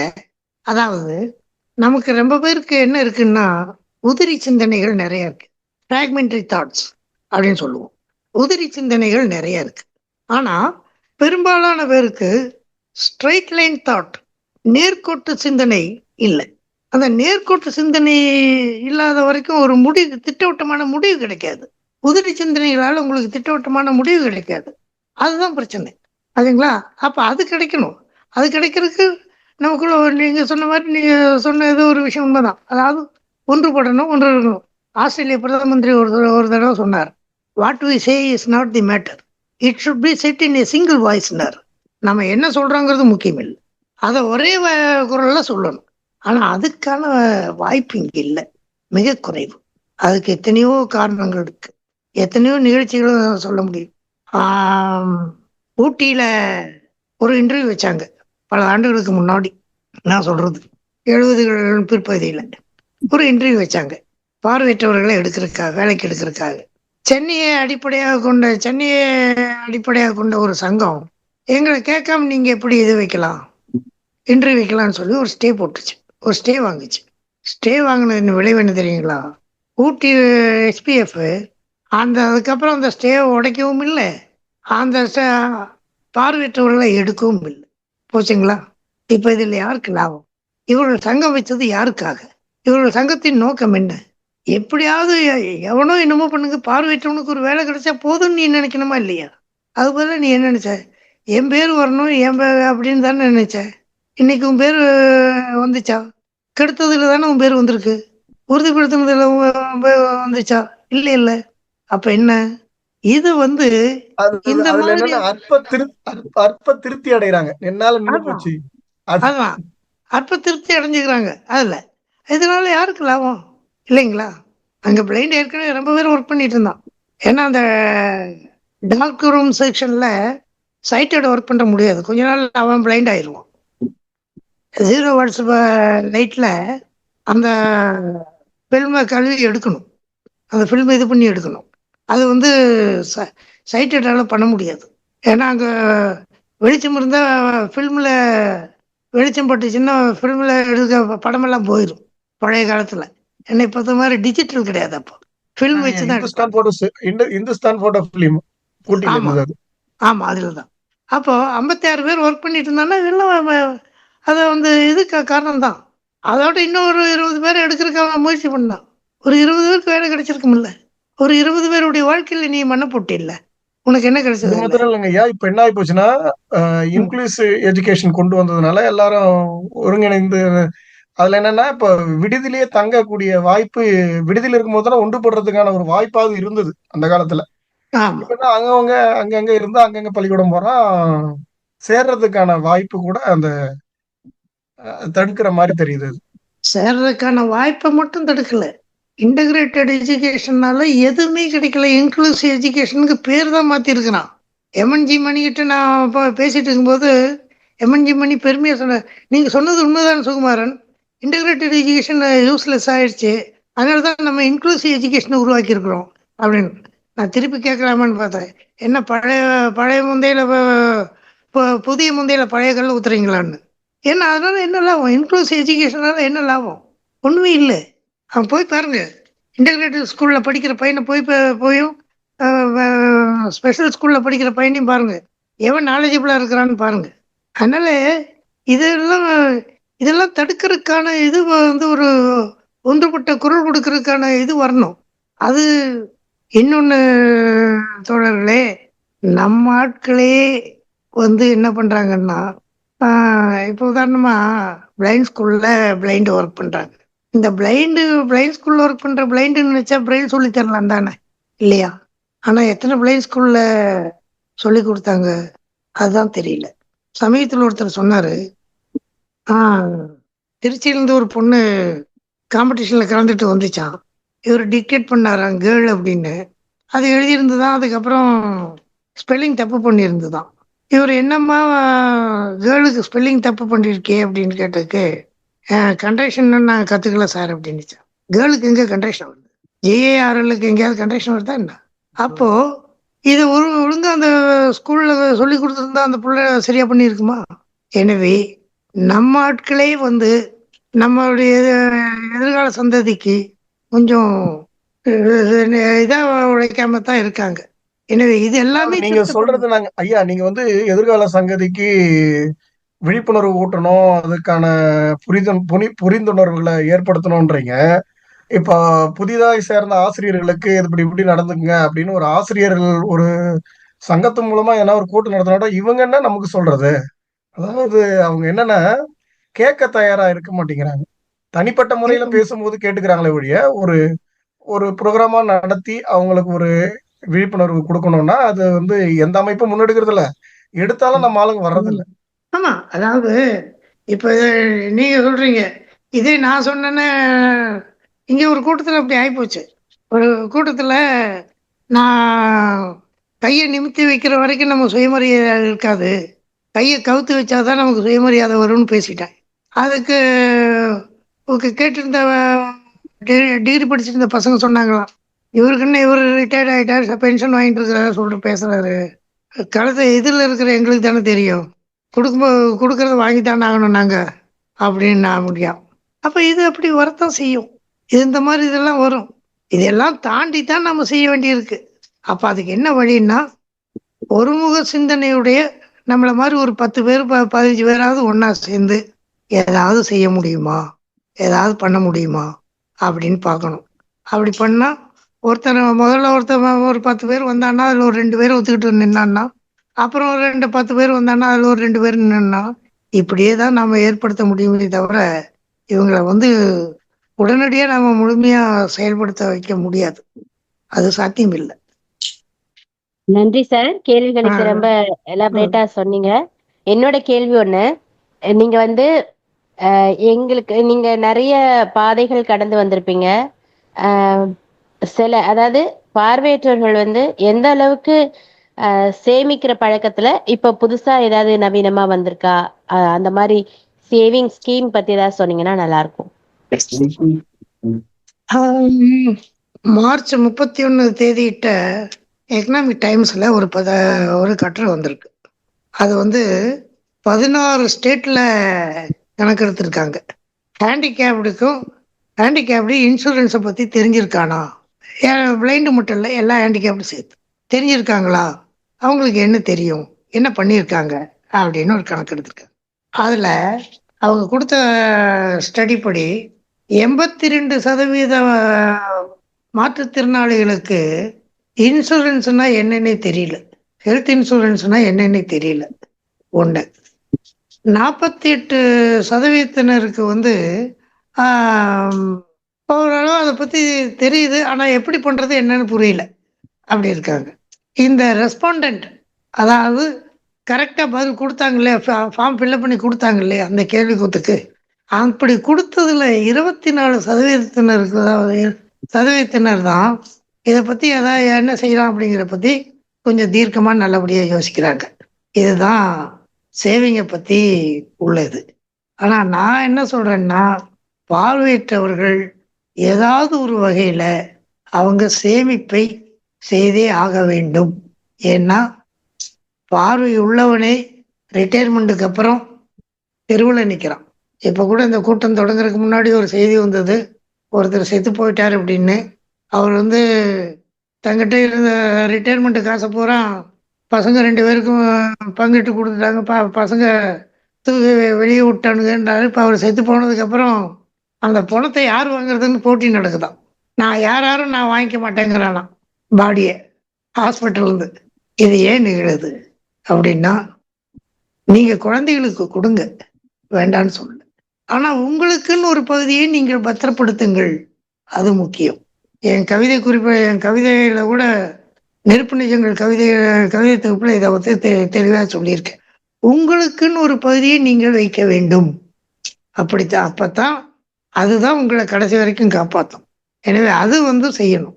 ரெண்டாவது இந்த அரசு பணியில் இல்லாதவங்க ஏதாவது ஒரு வகையில் ஹெல்த் இன்சூரன்ஸுக்கு நீங்கள் உங்கள் காசை கொஞ்சம் ஒதுக்கணும். வருஷத்துக்கு ஒரு 2500 ரூபா ஒதுக்குறது ஓரளவு இதாக தான் இருக்கும். அதை மாதத்துக்காக பிரிக்கும்போது 400 ரூபா 300 ரூபா அப்படி தான் வரும். அப்படி பிரித்தாவது நீங்கள் கொடுத்து ஒரு ஹெல்த் இன்சூரன்ஸு யூடிஐலேயே எதுலையாவது எல்லாரும் போட்டுக்கணும். ஹெல்த் இன்சூரன்ஸ் போடும்போது நீங்கள் கவனமாக பார்க்க வேண்டியது, அந்த இன்சூரன்ஸ் கம்பெனி உண்மையிலே தருமா, இல்லை காசை வாங்குறதோடு சரியா, ஒன்வே அப்படின்னு பார்த்துக்கணும். ஏன்னா எனக்கு தெரிஞ்ச என் நண்பர் ஒருத்தர், அவர் ஒரு ஹெல்த் இன்சூரன்ஸு கருணாநிதி காலத்தில் ஸ்டார் இன்சூரன்ஸ் இது பண்ணியிருந்தாங்க. அதில் அவர் இருந்தார், கிளைண்டாக இருந்தார். அவருக்கு பைல்ஸ் ஆப்ரேஷன் பண்ணணும்னு சொல்லி கேட்டபோது, பைல்ஸுக்கு இதுக்கெல்லாம் ஒத்து வராது, இதெல்லாம் இடம் இல்லைங்க, அதுக்கு இது தர முடியாது அப்படின்ட்டாங்க. சரின்னு விட்டுட்டார். அவருடைய மகனுக்கு மூக்கெலும்பு வளைஞ்சிருக்கு, அதை ஆப்ரேஷன் பண்ணணும்னு சொன்னாங்க டாக்டர். அதுக்கு கேட்டார், இது மூக்கெலும்பு வளைஞ்சதுக்கெல்லாம் இல்லை தர முடியாதுங்க அப்படின்னா. அப்போ என்னதான் தருவோம், எதுக்கு தான் தருவாங்க, இப்படியெல்லாம் கேள்வி இருக்கு. அதனால எதில் கரெக்டாக எல்லாத்துக்கும் கொடுக்குறான் அப்படிங்கிறத பார்த்து அந்த மாதிரி இன்சூரன்ஸில் நீங்க இது பண்ணுங்க. அதுதான் நல்லது. அதாவது பார்வை உள்ளவர்களை விட பார்வையற்றவர்கள் சேமிப்பிலும் அதே இதுல இன்சூரன்ஸ்லயும் மிக தெளிவா இருக்கணும். ஏன்னா பார்வை உள்ளவர்களுக்கே கடைசி காலத்துல கண்டுக்கிறதுக்கு ஆள் இல்லை அப்படின்னா பார்வையற்றவங்களை யாரும் கண்டுக்க மாட்டாங்க. எனவே நீங்க அப்படி இருக்கிற எல்லாரும் நாம் எல்லாரும் அப்படி ஏதாவது ஒண்ணு பண்ணி வச்சுக்கிறது தான் மிக நல்லது. அரசு ஊழியர்களுக்கு பிரச்சனை இல்லை. அரசு ஊழியர்களுக்கு அவனே இன்சூரன்ஸ் போட்டு அது காசை பிடிச்சிட்டு கொடுக்குறான், அது மாதிரி. அதனால அப்படி இல்லாதவங்க இந்த மாதிரி ஏதாவது பண்ணி வச்சுக்கிறது தான் நல்லது. அதுதான் சிறப்பானது. சேமிப்பு முக்கியம். அதே சமயத்துல மற்றவர்கள் நம்மை கேவலமாக நினைக்கும் அளவுக்கு நாம நடந்துக்காமையும் பார்த்துக்கணும். அதுவும் முக்கியம். ஏன்னா இப்ப நம்ம ஒரு கைடை கூட்டிட்டு போறோம். அந்த கைடை கூட்டிட்டு போறதோட நமக்கும் சேர்ந்து அவன் தான் டீ வாங்கி தரணும், சாப்பாடு வாங்கி தரணும்னு நினைச்சோம்னா அது எவ்வளவு கேவலமான விஷயம் இல்லைங்களா? அப்போ யாரும் அதுக்கப்புறம் ஒரு தடவை வந்தவன் 2வது தடவை வரமாட்டான். அப்போ அது என்ன வழின்னா, இந்த மாதிரி அத்தியாவசிய செலவுகள் செய்யறதுக்கு நாம தயங்கக்கூடாது. அதுதான் நம்ம சுயமரியாதையை காப்பாற்றும். இல்லாட்டி அதை ஒரு விபரீதமான ஸ்டேட்மெண்ட்டை எல்லாத்துக்கிட்டையும் உருவாக்கி கொடுத்துரும். அது கிடந்துடாம பார்த்துக்கணும். அதுதான் நல்லது. யாருக்காவது ஏதாவது சந்தேகம் இருக்கா? ஹலோ, சொல்லுங்க சார். முருகேசன் சார். சொல்லுங்க. இல்ல ஏதோ கேட்க வந்த மாதிரி இருந்தது சார். இல்ல அதான் பேசணும்னா நிறைய பேசிட்டே இருக்கலாம், நேரம் ஆயிடுச்சு. ஆமா, அதனால ஆமா முடிச்சிடலாம். இன்னொரு களத்தை உருவாக்கிக்கலாம். அப்படியே கேட்டுக்கிட்டே இருக்கலாம் போலதான் இருக்கு. செய்திகள் அவ்வளவு சொல்றீங்க. ஆமா. சுகுமானையா நீண்ட காலமாக எழுத்து தளத்திலையும் செயல் தளத்திலையும் தொடர்ந்து இயங்கி கொண்டிருக்கிறார். 2005 அவர் ஓய்வு. அதற்கு முன்பும் அதற்கு பின்பும் அவருடைய பணிகள் குறிப்பாக நம்முடைய சமூகம் சார்ந்து இருக்கு. மிக முக்கியமான படைப்புகளை உருவாக்கி இருக்கிறார், மொழிபெயர்ப்பு செய்திருக்கிறார். அவர் சொல்லுகிற இந்த கருத்து, நமக்கு ஒரு அரசியல் உணர்வு வேண்டும் அப்படின்னு சொன்னது இப்ப சாத்தியம் இல்லாத மாதிரி நமக்கு தோன்றினாலும் கூட ரொம்ப ரொம்ப அவசியமான, கண்டிப்பாக அப்படி ஒன்றை உருவாக்க வேண்டிய நிர்பந்தம் நிறைந்த ஒரு இதை நம்ம அது உணரணும். நம்ம இப்போ நம்மை சூழ்ந்திருக்கிற இந்த 24 அரசாணை என்பது நம்மை பாதித்திருக்கிறதா என்று ஒவ்வொருவரும் யோசிப்பதற்கு பதிலாக நம்முடைய சமூகத்தை ஒட்டுமொத்தமாக பாதித்திருக்கிறது. இது இன்னமும் பாரதூரமான விளைவுகளை நமக்கு ஏற்படுத்துவதற்கான ஒரு முன்னோட்ட போக்காக நம்ம பார்த்து அதற்கு எப்படி எதிர்வினையாற்றுவது என்பதை சிந்தித்து அதில் முழுமையாக நம்மை ஈடுபடுத்தி கொண்டு அந்த திரட்சியை தொடர்ந்து நடத்தி செல்வதற்கு நம்ம உறுதி ஏற்க வேண்டிய, அதற்கான நம்முடைய பங்களிப்பை செய்ய வேண்டிய கடமை நமக்கு இருக்கிறது. அதை உணர்ந்து செயல்படுவோம். இப்படியானது ஒரு அருமையான நிகழ்ச்சியை நடத்துவதற்கு நமக்கு சூழலை உருவாக்கி கொடுத்த இன்றைய தொகுப்பாளர் பேராசிரியர் சுகுமாரி அவர்களுக்கு நன்றி கூறி, மற்ற நண்பர்களுக்கும் நன்றி கூறி நிறைவு செய்கிறோம். சார், ஒரே ஒரு இது, நம்ம ஐயா சொன்ன மாதிரி இந்த அரசியல் படுத்துறது அந்த விஷயத்துல இப்ப தொடங்கி இருக்கக்கூடிய இந்த தமிழ்நாடு பார்வையற்றோர் இயக்கம் இளைஞர்களால உருவாக்கப்பட்டிருக்கு. ஐயாவுக்கும் அது தெரியும்னு நினைக்கிறேன். அவங்க நிறைய அரசியல் தலைவர்கள் எல்லாம் சந்திச்சு அது தொடர்பா அவங்கள பேச வைக்கணும் அப்படிங்கிறதுல நிறைய ஈடுபடுறாங்க.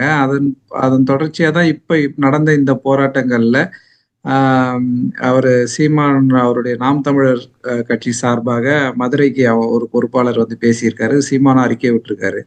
அதே மாதிரி அன்புமணி ராமதாஸ் அறிக்கை விட்டுருக்காரு. இவர் தாவேகா விஜய் கிட்டையும் அப்படி மூவ் பண்றாங்க. இந்த மாதிரி ஒரு அரசியல் களத்தை நம்ம இது பண்ணணும், அரசியல் படுத்தணும் அப்படிங்கிற ஒரு பேசு பொருள் ஆயிருக்கு அப்படிங்கிறது ஒரு மகிழ்ச்சியான விஷயமா இருக்கு. ஐயா சொன்னது அந்த நேரத்துல சொல்லணும்னு நினைச்சேன். இப்படி ஒரு தொடக்கம் வந்திருக்கு அப்படிங்கிறதுக்காக சொல்ல வந்தேன். நல்லது, கண்டிப்பா. சிபிஎம் கூட அவங்க தீர்மானத்துல போடுறோன்னு சொன்னாங்க, 24 வந்து ஆ ஆ ஆ எடுக்கணும்னு சொல்லி நாங்க தீர்மானம் நிறைவேற்றுறோம் மாநாட்டுல சிறப்பு அது சிறப்பு சார். அப்படின்னு சொல்லி சொன்னாங்க. அது சிறப்பு. என்னன்னா அரசியல்ல எல்லா தளங்கள்லயும் நமக்கான வாய்ப்பு, எல்லா கட்சிகள்லயும் அப்படின்றது, எல்லா தளங்கள்லயும் எல்லா கட்சிகள்லயும் நம்ம வந்து ஒரு ஒரு ஒரு சப்போர்ட் பண்ணக்கூடிய அளவுக்கு நம்ம மாத்துறத நோக்கி நகரணும். நிச்சயமா எல்லாம் சார். அத திமுகல இருந்து அண்ணா திமுகல இருந்து எல்லா இடங்கள்லயும் ம் இல்லைங்களா? எல்லா இடங்கள்லயும் எல்லாம் இங்க இருக்கிறவங்க அங்க போய் பேச முடியாது. அந்த அந்த மாதிரி ஒரு பரவலான ஒரு சப்போர்ட் சிஸ்டத்தை நம்ம ஏற்படுத்துறதுக்கு முயற்சி பண்ணணும், எல்லாரும் நம்ம சேர்ந்துதான். இப்ப இங்க என்னன்னா ஒரு மிஞ்சி போனா ஒரு 300 பேர் தான் இருப்பாங்க ஒரு ஒரு அமைப்புல. ம் அவங்க வந்து அரசியல் ரீதியா சில அந்த அழுத்தங்களை அமைப்பு ஒரு கொடுக்குறாங்க. பக்கம் பண்ணுதுங்க, இன்னொரு அமைப்பு இன்னொரு பக்கம், அந்த மாதிரி இல்ல சொல்றேன். இல்ல இல்ல, நான் சொல்ல வர்றது என்னன்னா, அஹ் 300 பேர் மட்டுமே கொண்ட ஒரு ஒரு அமைப்பு தமிழக அளவுல சில அழுத்தங்களை உருவாக்கி அவங்க சில கோரிக்கைகளை வென்றெடுக்கிறாங்க. ம், ம், ம். புரியுது சார். அப்படின்னா அவங்க என்னன்னா அவங்கள பத்தி பிரபலம் பண்றது, அதாவது பேனரை தூக்கி பிடிக்கிறது இருக்குல்ல, விளம்பரப்படுத்துறது. அது நிச்சயமா. அது மட்டும் இல்லாம அவங்க ஒற்றுமையா இருக்கிறது, அது கருத்தை அதாவது வலுவா எல்லாரையும் பதிவு சார்ந்து செய்யறது. குரலை என்ன சொல்றோங்கிறது முக்கியம் இல்ல, அது ஒற்றை குரல்ல சொல்றோமா. அதுதான் அந்த மாதிரி அதே மாதிரி ஓங்கி ஒலிக்கிறது, அது எல்லாருடைய அது எல்லாருக்குமான குரலா அதை மாத்துறது இருக்குல்ல, அது மாதிரி. அது இதுக்கு என்னன்னா நமக்கு எல்லாருக்குமே வந்து நம்முடைய பங்களிப்பு கம்மியா, நமக்கு நேரம் ஒதுக்கி இப்போ நம்ம அந்த செயல்பாட்டை செய்யறதுக்கு நம்ம அந்த அந்த நேரத்தை நம்ம எடுத்துக்கிட்டு இன்னொரு ஒரு ஒரு முருகேசன், அதாவது என்னன்னா இப்போ ஒரு அந்த அது ஒரு பெரிய பலன் தரலனா கூட இந்த உள்ளாட்சி பிரதிநிதிகள் அதெல்லாம் பண்ணியிருக்கிறாங்க இல்லைங்களா, ஆமா ஆமா ஆமா ஆமா ஆமா ஆமா அது ஆமா வந்து ஆமா அரசியல் ஸ்பேஸ நமக்கு ஒரு உருவாக்கி அரசியலுக்கான ஒரு கொடுக்குறது. இடத்தை கொடுத்துரு, அதாவது அதை நம்ம தான் பயன்படுத்திக்கணும், ஆமா ஆமா ஆமா கொடுத்துக்கிற மாதிரி கண்டிப்பா அது கண்டிப்பா. தெரியுது. இது இப்போ அது ஒரு சிறிய பதவியா இருக்கலாம், அதனால ஒண்ணும் இல்லாம இல்ல இருக்கலாம். இல்ல அப்படிலாம் இல்ல ஆனா சார். அது வந்து வருங்காலத்துல ஒரு அது ஒரு அரசியல் பின்புலத்தை உருவாக்குறதுக்கான ஒரு கட்டமைப்பு நம்ம அதை மாத்தணும். சொல்லுங்க சார். அரசியல்ல இடஒதுக்கீடுன்றது நீண்ட நாள் கோரிக்கை வந்து திமுக நிறைவேற்றிருக்கிறதுன்னு மாற்று கருத்தே கிடையாது. அது ஒரு மிகப்பெரிய அதை ஒரு சட்டமன்றத்துல கொடுக்கணும். ஆமா. கொண்டாட வேண்டிய ஒரு சொல்லுங்க சார். விஷயம்தான். ம். அதுக்கு அடுத்த படிநிலைக்கு போறதுக்கு நம்ம கையில தான் இருக்கு. ஆமா, அது இப்ப சட்டமன்றம் நாடாளுமன்றம் வரைக்கும் போகணும். அந்த இட சட்டமன்றத்துல ஒதுக்கீடு சட்டமன்றத்துல எப்படி நியமன உறுப்பினரா தீபக்? இது கொடுக்கல, இல்ல இது இல்ல கொடுக்கலைங்க. அதெல்லாம் இல்ல கொடுக்கல. உள்ளாட்சி சட்டமன்றத்துல இல்ல, பிரதிநிதிகளுக்கு மட்டும்தான். சட்டமன்றத்துல இல்ல. என்ன சார் இல்ல சுகுமார் சார்? தீபக் வந்து சட்டமன்றத்துல இல்ல. ஆமா. அதாவது தீபக் என்ன பண்ணி, தீபக்கும் தங்கமும் எங்க இருக்காங்கன்னா, அவங்க திமுகவுல மகளிர் அணி, மாணவர் அணி எல்லாம் இருக்கு இல்லையா, அந்த அது மாதிரி மாதிரி மாற்றுத்திறனாளிகள். மாற்றுத்திறனாளிகள் அணின்னு ஒன்று ஒரு அமைப்பு இருக்கு. அந்த மாற்றுத்திறனாளி அமைப்புல தங்கம் தலைவராகவும் தீபக் வந்து செயலராகவும் இருக்காரு. ஆமா. அது போக வந்து அவங்க வந்து ஒரு வாரியத்துல இது பண்ணியிருக்காங்க. அந்த வாரியத்துல ஊனமுற்றோர் வாரியம். ஆமா, சரி, அந்த சரி. வாரியத்துல வந்து இவங்க இது பண்ணியிருக்காங்க. நான் என்ன சொல்ல வர்றேன்னா, இப்போ என்எப்பி வந்து மிக நீண்ட நாளா ஒரு கோரிக்கை வச்சிருக்கு. 75ல இருந்து அந்த கோரிக்கை வச்சிருக்கு. அதாவது என்னன்னா, ஆஹ், பா- ராஷ்டிரபதியுடைய நியமன உறுப்பினர்கள் இருக்காங்க இல்லையா, கலை சார்ந்து எழுத்தாளர்கள், அந்த மாதிரி இது பல இதுகள்ல இருந்து ஒவ்வொரு துறையிலிருந்து ஒருத்தர் எடுக்கிறாங்க இல்லையா, அது மாதிரி மாற்றுத்திறனாளிகளையும் நியமன உறுப்பினர்களா வைங்க சிறப்பான கோரிக்கை சார். அப்படின்னு சொல்லி அவங்க கேட்டுட்டு இருக்காங்க ரொம்ப நாளா. ஆனா அது இன்னும் இதாகல. ஆனா நான் என்ன சொல்றேன்னா, இன்றைக்கு பொறுத்த வரைக்கும் திமுக எடுத்திருக்கிற இந்த இனிஷியேட்டிவ், இந்த தொடக்கம், இது அதை நோக்கி செலுத்துறதுக்கு ஒரு முதல் படி. நிச்சயமா. இந்த முதல் படி நாம இதுல பெரிய சில விமர்சனம் பண்றவங்க பண்ணலாம், இதுல என்ன லாபம், நியமன உறுப்பினர் அவருக்கு ஓட்டு உரிமை கிடையாது, இல்லாம இருக்கலாம், வாஸ்தவம்தான். எல்லாமே ஒரே நாள்ல கிடைச்சது, அது படிப்படியாத்தான் நாம நிறுத்த முடியும். அப்போ இது முதல் படி. இதை வச்சுக்கிட்டு நாம எங்களுக்கு ஓட்டுரிமை வேணும்னு அப்ப பின்னாடி கேட்போம். அதை வச்சுக்கிட்டு நாம எங்களையும் நாங்களும் தேர்தல் நிற்கிறோம்னு சொல்லி கேட்போம். ஏன்னா தேர்தல் நிற்கிறதுங்கிறது ஒரு தனிப்பட்ட இது. உங்களுக்கு நான் அந்த கட்டுரையில கொடுத்துருக்கேன், அதையும் பாருங்க. அதாவது யமுனா பிரசாத் சாஸ்திரி பீகார்ல தேர்தலில் நின்று ஜெயிச்சார், டோட்டலி பிளைண்ட், 77ல. அவர் வந்து பிரஜா சோசியலிஸ்ட் சார்ந்தவர். ஜனதா கட்சியில பிரஜா சோசியலிஸ்ட் சேர்ந்ததுனால அவர் அதில் நின்று ஜெயிச்சார். சிபிஎம்மை பொறுத்த வரைக்கும், மேற்கு வங்காளத்தை பொறுத்த வரைக்கும் சதன் தாஸ் குப்தா வந்து மேலவைக்கு போனார். அது சிபிஎம் டைரக்டா அனுப்பிச்சது. அதனால அவர் அங்கே போனார். அவரும் பிளைண்டு. ஆனால் இப்போ தேர்தலில் பொதுவாக நின்னவங்க, கேரளாவில் நின்ன ஜோசப் ஆகட்டும், தமிழ்நாட்டில் அம்பத்தூர் பகுதியில் நின்ன முத்துவேல் ஆகட்டும், இவங்கெல்லாம் டெபாசிட்டிவே வாங்கலை.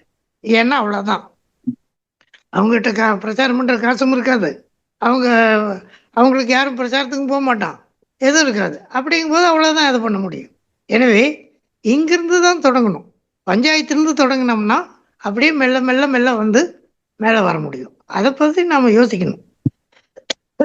அது வந்து ஒரு நல்ல அம்சம்தான். இப்போதுக்கு அது ஒரு நல்ல தொடக்கம். அதை வந்து மேலும் வளர்க்கறதுக்கு நாம் என்ன பண்ணணும்னு பார்க்கணும்.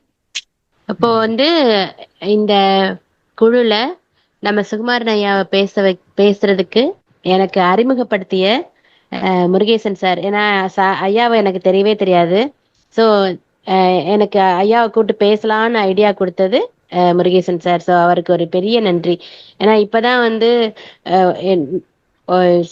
சுகுமாரன் ஐயா இந்த குரூப்க்கு வந்ததுனாலதான் எங்களுக்கு நிறைய கருத்துக்கள் தெரிய வந்துச்சு. ஸோ அதுக்காக நன்றி.